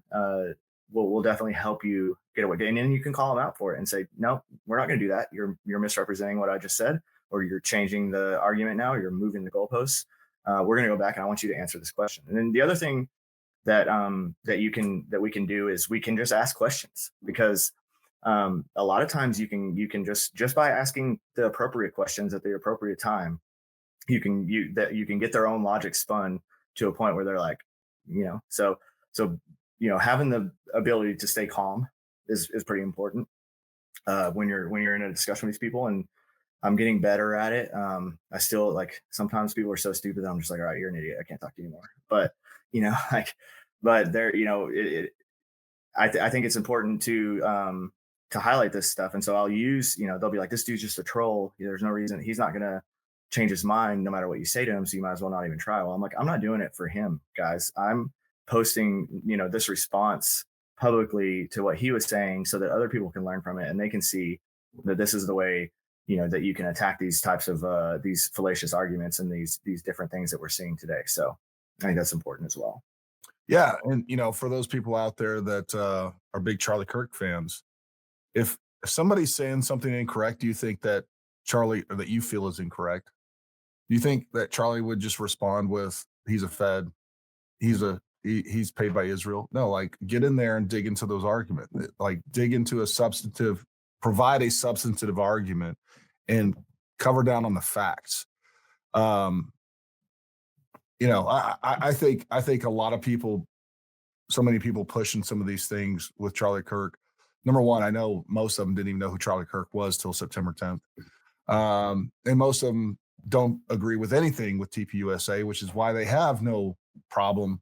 They're ideologues, right? They're political ideologues that were ideologically opposed to Charlie Kirk to begin with, and opposed to what TPUSA stands for. And I think you need to understand that you're being captured by some of these people. Mm-hmm.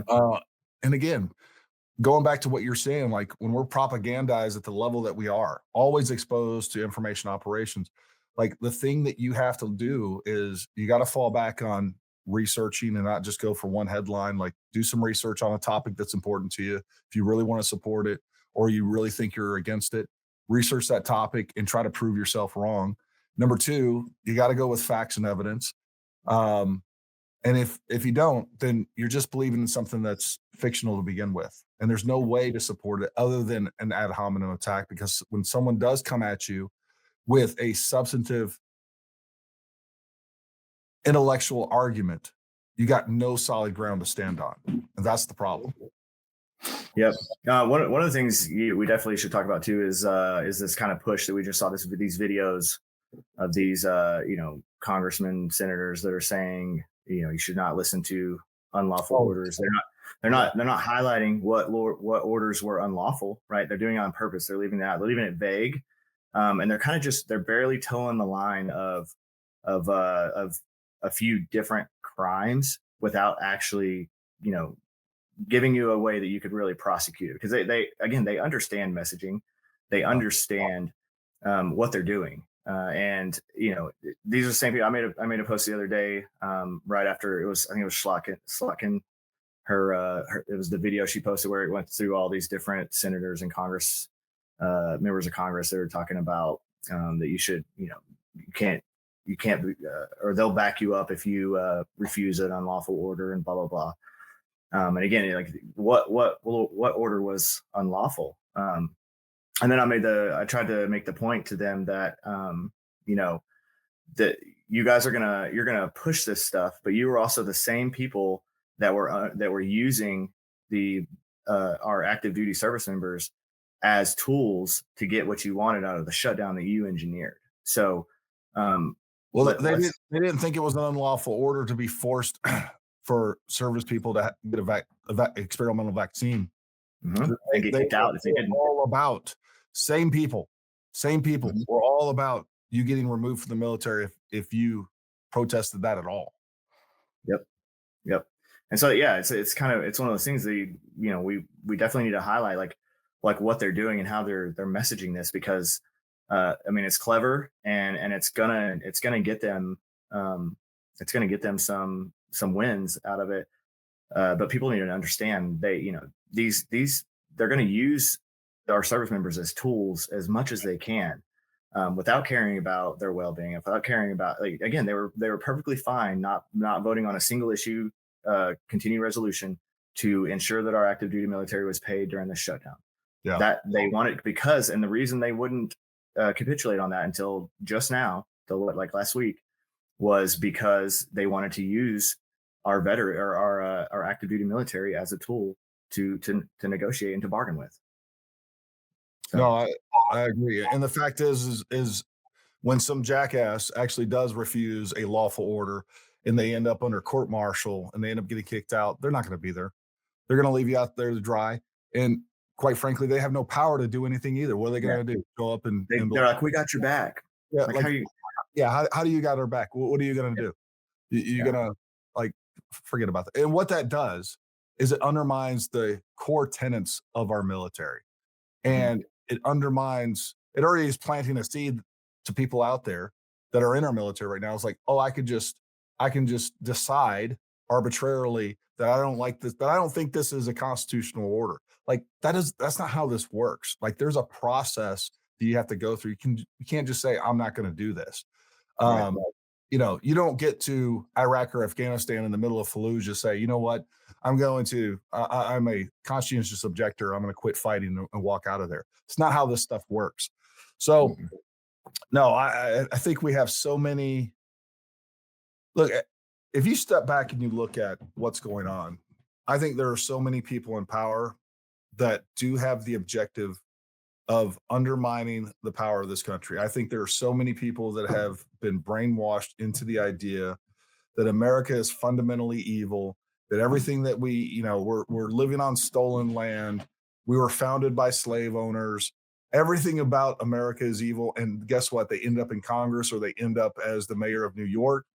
And under the guise of something else completely, they're going to continue to work to destroy this country. We've had a lot of people in power have been doing that for over 50 years or longer. And then, of course, we just have greedy people that are exploiting the American people as well. There's part of that. yep, So we have a lot of complex problems. And in my opinion, being completely indifferent to Israel, to be honest with you, Israel isn't our main one. Jews aren't our no, main one either. Like, I mean, the no. argument's ridiculous. Yeah, I mean, like I said, we kind of talked about the problems, right? And they're pretty simple ones. Like, let's just stop dual citizenship if you're gonna have a security clearance or be in a prominent part of our government, and we can talk about how to end foreign lobbying, and how, but then this becomes a very difficult conversation to have Big. if you really want to talk about it, because the only, like, lobbying isn't a part of our constitution, right? There's nothing that really guarantees the right to lobby. That's not a thing that exists. But what does exist is the First Amendment. And Right. so the government can't tell you that you can't talk to somebody or a representative or whatever. So lobbying it's evolved into something that I don't think was ever intended by the founding fathers. But at the same time, how do you really combat that without infringing on people's rights? So and that's where it kind of gets Well, a and little it gets fuzzy. weird too because, like, people want to talk about APAC, but APAC is actually is U.S. citizens that believe in Israeli interests, and you can condemn that if you want, but that is their right to contribute to APAC. Now, I don't care what lobby it is because there's a lot of other lobbies out there that are lobbying essentially for other countries, right? Like there are Americans that create this lobby group that, Mhm. believe that we should have more interest or more putting more things, laws, programs toward Canada or whatever, right? Mhm. So, I mean, I think we should have strict rules for that. We should pay attention to that. We need to constantly have good intelligence monitoring that so that it's not corrupted. And I know people are, and probably rightfully, like, hey, this stuff is being abused. I'm fine with that. But understand there are other lobbyists and lobby groups that I think are doing far more damage. And Oh yeah. whether we're talking about like the pharmaceutical lobby, like everything that we have, the amount of laws in place that protect pharmaceutical companies and are forcing more and more experimental, untested, unverified injections into our kids, and into us, like trillions of dollars of money. Like there's Yeah. a reason why we have the most expensive healthcare system in the world and one of the least healthy populations. Hmm. And it's not because we don't have enough vaccines. like, Yeah. but yet, Yeah. like to put my kid in school, he's got to have 47 vaccines Yeah. that, 30 of them I didn't even have to have 20 years ago. And I feel like I'm doing Mhm. okay.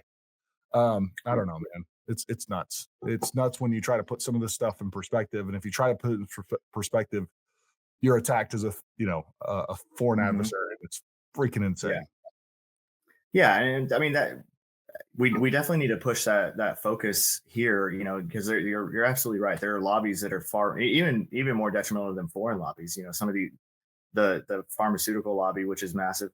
And we've created a system now in America where we have a highly regulated medical system and we're also highly subsidizing it. And we're wondering why it's so expensive and so impossible for anyone to deal with.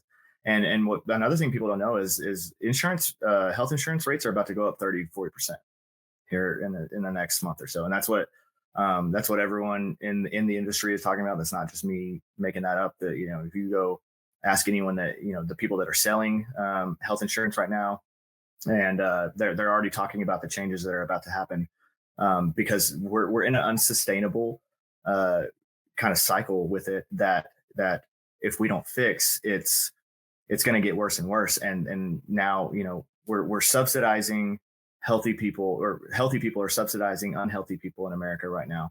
And there's far more unhealthy people that are actually dragging the system down. And that now you're paying your premiums that were for a family of four that were 1,200, they're about to be 16 to 1,800 a month. And like how at this point we looked at it financially.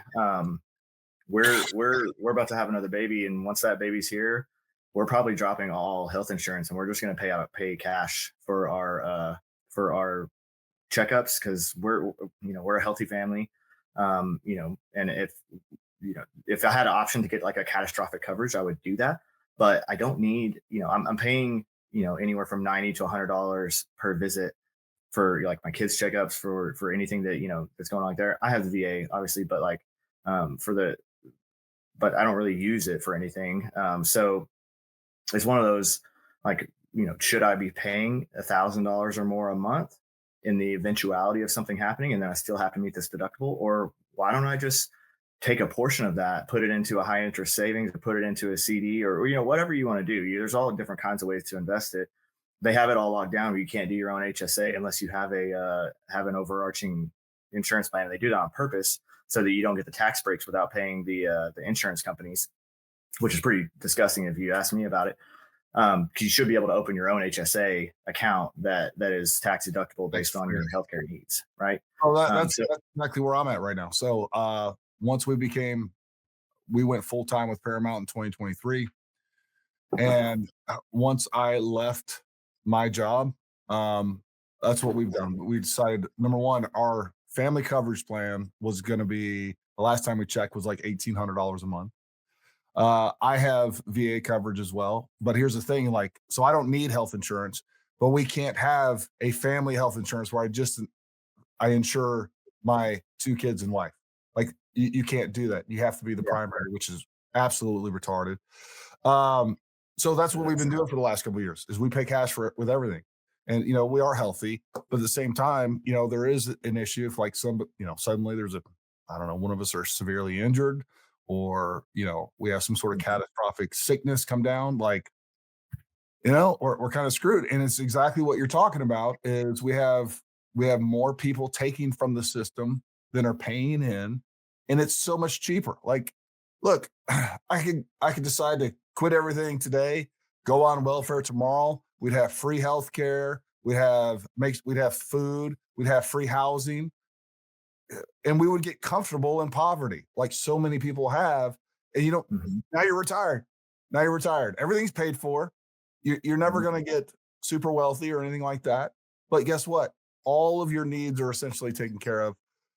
And it doesn't make sense, man. It's destroying this country, and people have figured it out. They're gaming the system, and there's so many healthy people out there on disability. There's so many healthy people out there that aren't working that, again, they've gotten so used because we have pushed to make sure that people in poverty are more comfortable than the people that are working 100-hour weeks trying to, make something of their lives and provide for their family, and the working class is getting crushed.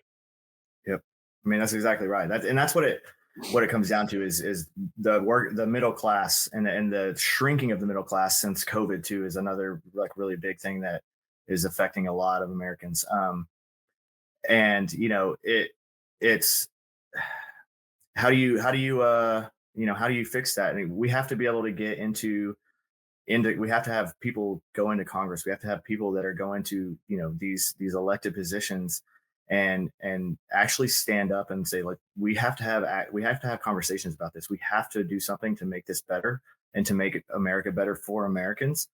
And instead of just bickering and calling each other names and saying like you're this and you're that, and there are a few people that are doing that in Congress or trying to do that, but it just our politics have just devolved to just such a gotcha. It's one gotcha after another, that it makes it really hard, and it is discouraging to those of us that kind of understand what needs to happen. But then looking at it like how impossible it seems for us to even get to that point because we've essentially dug ourselves into this hole that's so deep and so full of muck and mire that we can't really climb ourselves out of it now without some serious pain. And so that's Yeah. the other thing that we're gonna have to like realistically talk about is like, yes, we are a welfare state in America today. We're one of the biggest welfare. Actually, we may be the biggest. If you go by straight numbers, we're the Oh, biggest welfare state in the nation.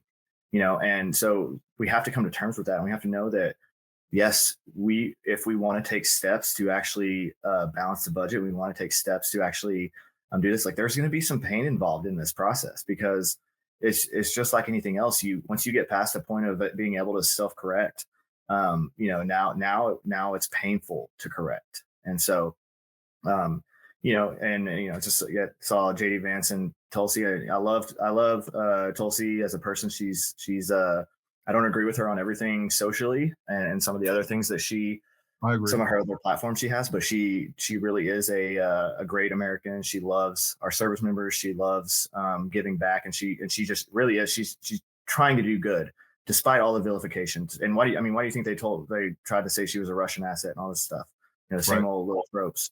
That's because they know that she was a dangerous Democrat to them at the time because she was more just a left leaning centrist. She's not going in with all the crazy stuff, And like I said, I don't have to agree with someone 100% to understand that they are a net good for our country. So I wouldn't hate that. I wouldn't hate that running team right there because I think it would balance each other out, and we could really start focusing on some things that really need to happen. But the other, I mean, the presidency is important, but we've neglected Congress for so long now that that's the real problem. We're not legislating anymore. That's what this is what has driven all these issues is we're relying on executive orders from whoever's in office at that time, and then the next person who comes in can just change all those executive orders, and now everything changes now. There's no laws in place, so it's all just kind of like, oh, I guess this is what we're going to do for the next 4 years, and then 4 years later or 8 years later, it's going to change again. We need we need Congress and we need senators that are going to go in and genuinely go in with America's interests and the American people's interests at heart above all else. And I have a hard time finding a lot that are doing that on a consistent basis. So Well, I think one thing that could fundamentally change politics, it's never going to happen, is we've got to have congressional term limits. I think, these people get in there and it's easy to fall into corruption and go with the flow and turn that into a cash cow, between the insider trading and all the other information that they have. And then the pressure of being demonized, like Tulsi went through, and most good politicians that are sincere, regardless of what side you're on, by the way, if you start bucking the system at all, you get reputationally destroyed. That's what they try to do, and they try to get you out of Congress because it's just all one big backroom deal.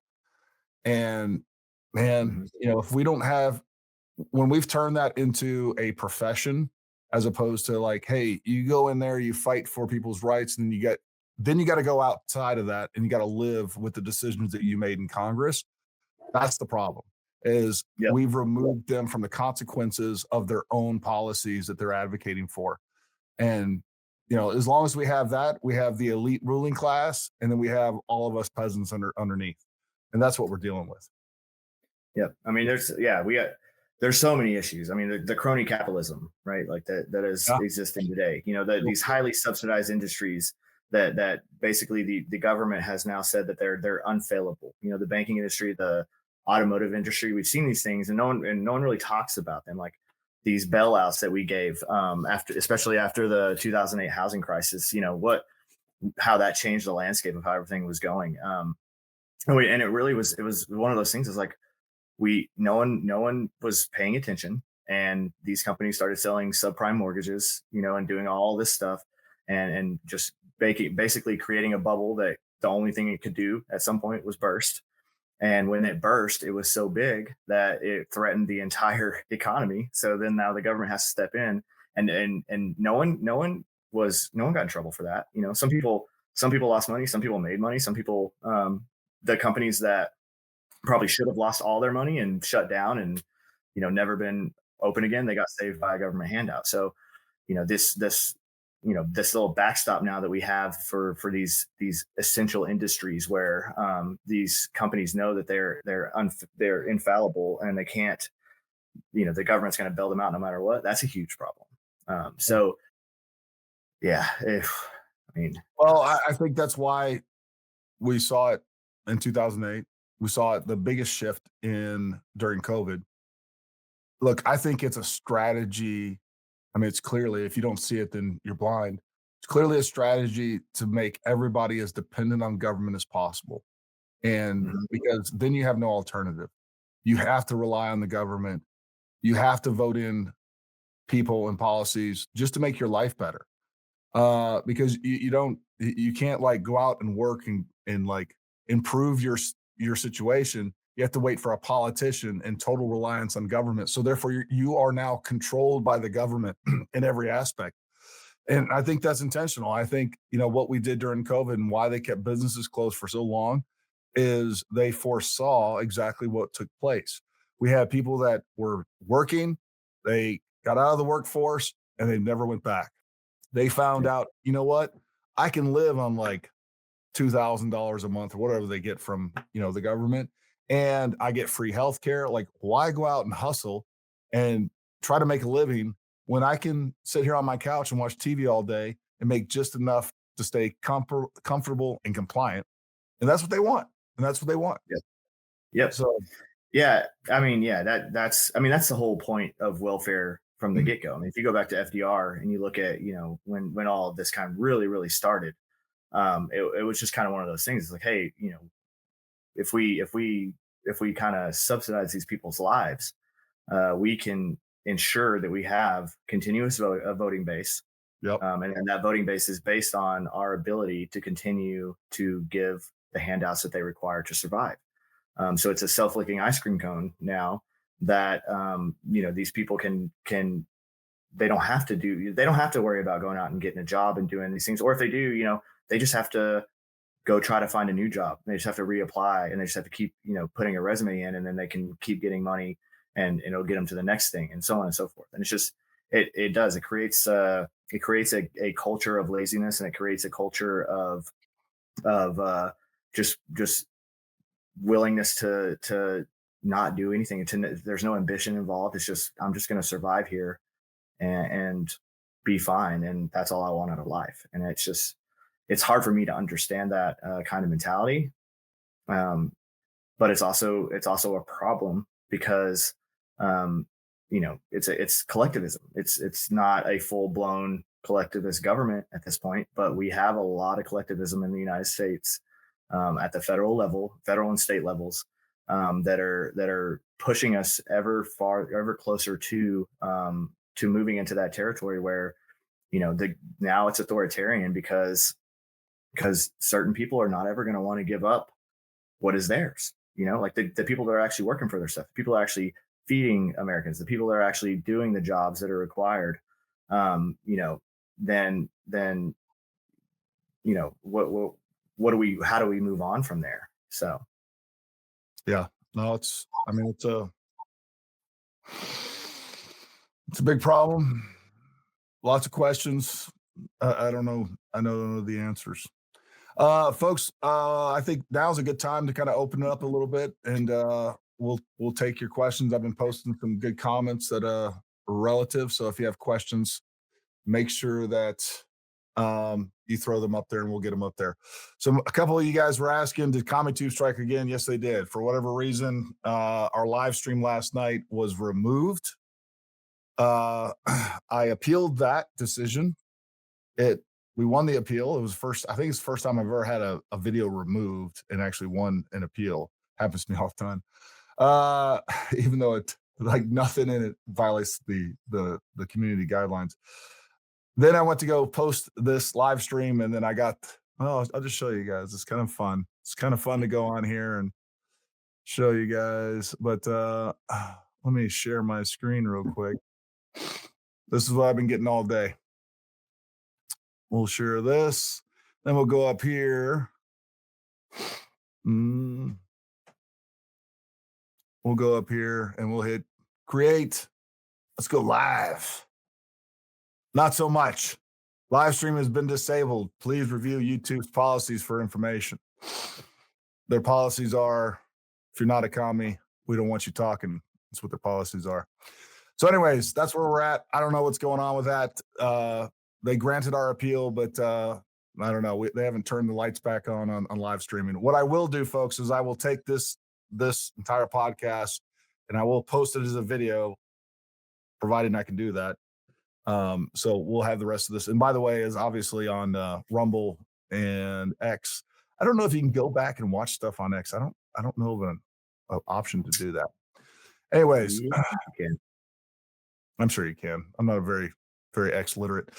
Jason Wilkins says the people who are begging for more government don't believe the government will ever come for them. They either don't know history or have intentionally ignored it. They believe life will be easier, never thinking they will be forced to work. I agree with that 100%. I mean, collectivism is great for people that aren't going to push back against it. But you go look back at anything in history, the entire campaign by Stalin against what he called them the kulaks.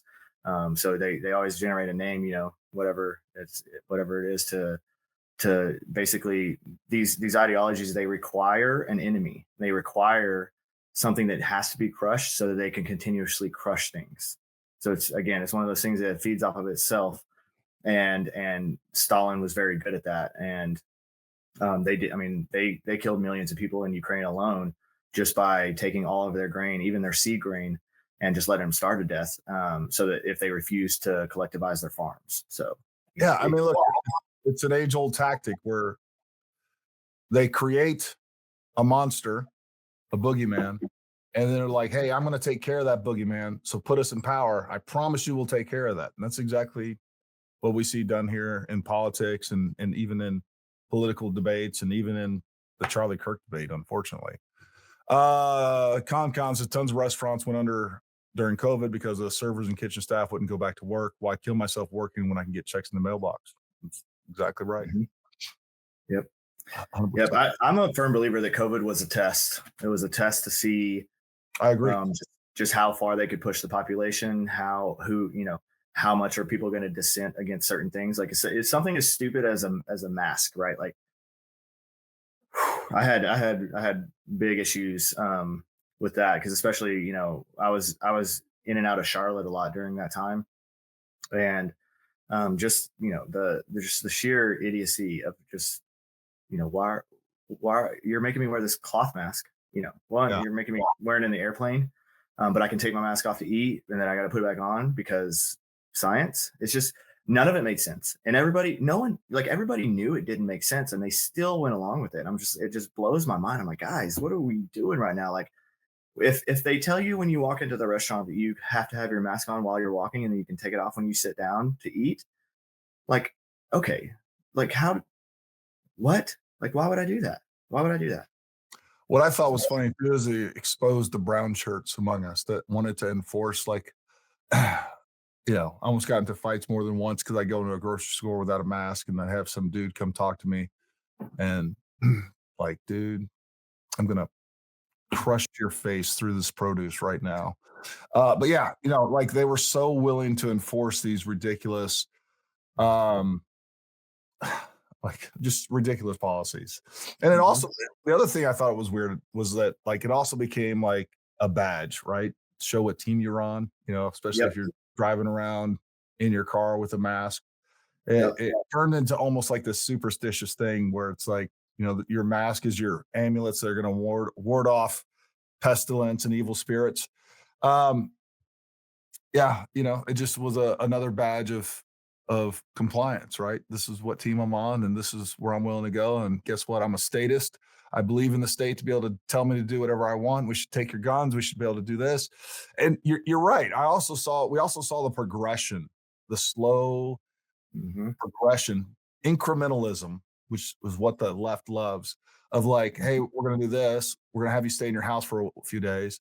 And then now we're just going to like close all schools, work, everything else. We're going to do that for a little bit. And now we're going to start going after churches. And now we're going to do this. And now we're going to force, the whole time you're being forced to wear masks. And then they're trying to force you to take a idiotic vaccine, and then they were making claims there's no way that they could substantiate, like, hey, you know what? You won't get COVID. You can't spread COVID if you get this. Like, come on. Like anybody that look, I'm just telling you out there, folks, if you were unfortunate enough to swallow all that nonsense and you believed it, just know that you are extremely gullible.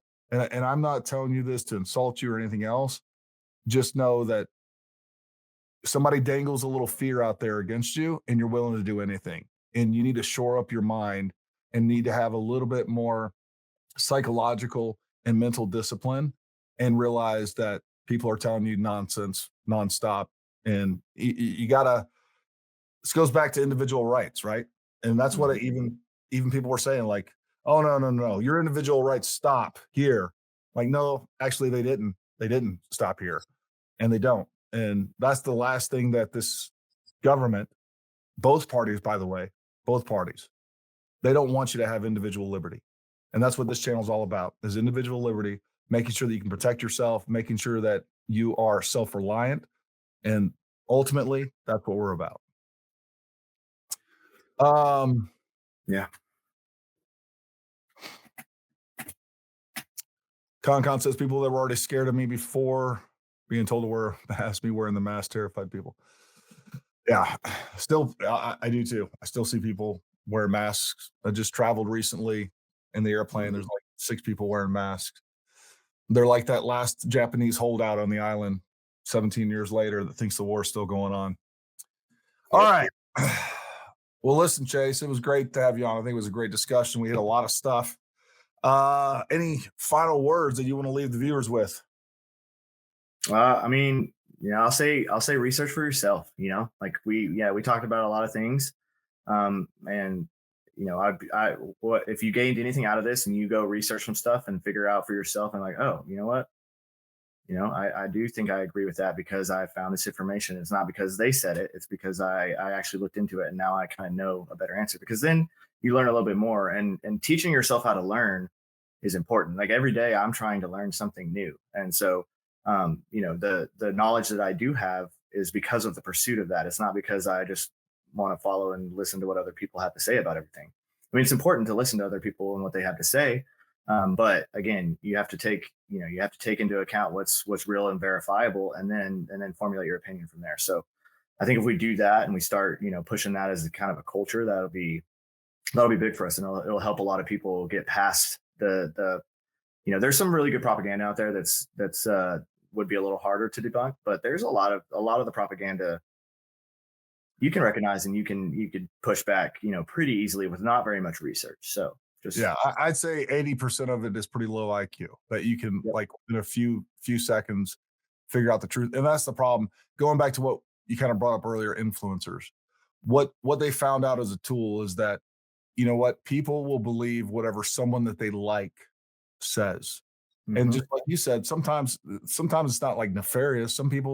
There's a lot of people out there that have big social media following that get tricked just like all of us. Like they find something, they don't do a lot of research on it. It usually the way that we fall prey to this is that it confirms one of our biases, right? We latch onto it. We're like, oh, that all right, and then we push it forward without a lot of research. So like you got to challenge yourself, and I hope everybody out there that's watching this right now start listening to counterpoints, start learning to have open up those lines of discourse again, as opposed to just attacking people. Don't be guilty of that, and you know, challenge your own beliefs. I think that's how we offset the capabilities of propaganda is through discussion, through your own Hmm. research, and yeah, I don't Yep. know. That's Start why trying. that's why Charlie was so effective, because I he agree. was willing to talk to anybody, and especially people he knew hated him and wanted to destroy his entire worldview and narrative. And I don't want to say narrative, what he didn't have a narrative, but his entire the information that he's putting out. But he would still talk to him. He would still be calm. He wouldn't let him walk all over him. He's not going to sit there and just be like, oh, you can do whatever you want. But at the same time, he'd be like, no, this is factual, this is what's real, but I do have compassion for you because you're an American and I want us to succeed together. So, working towards that is important. So I Yeah, appreciate Garrett. Thanks for having me on. It was awesome. Hopefully we can do it again sometime. And absolutely. Love to have you yeah, back on for sure. just Folks, talking about all this stuff. I'm Go sorry, ahead. Sorry. I stepped on you. I just say talking about all this stuff is super important. So let's keep it going. Absolutely. Folks, yeah, just like we said tonight, YouTube didn't let us live stream. So make sure you go follow us on X. Make sure you go follow Chase on X as well. Again, all the links are down below in the description. I'm definitely going to be doing a lot more stuff on X and just kind of using that as a backup channel, if you will. Um, and of course, we got Rumble and all the other things. But go follow us on X. I try to post on there. I'm trying to get better at posting on there. I don't really like it as a platform, but I think it's definitely the most free platform at the moment, to say the least. So I would also appreciate more followers on there, and that'll yeah. Anyways, we'll continue to do the things. Listen, folks, I want you to have a wonderful night. Thank you for tuning in. Thank you, Chase, for coming on the show. You stay put, and everybody else out there, have a wonderful weekend. And until next time, stay armed, stay ready. We'll talk to you soon.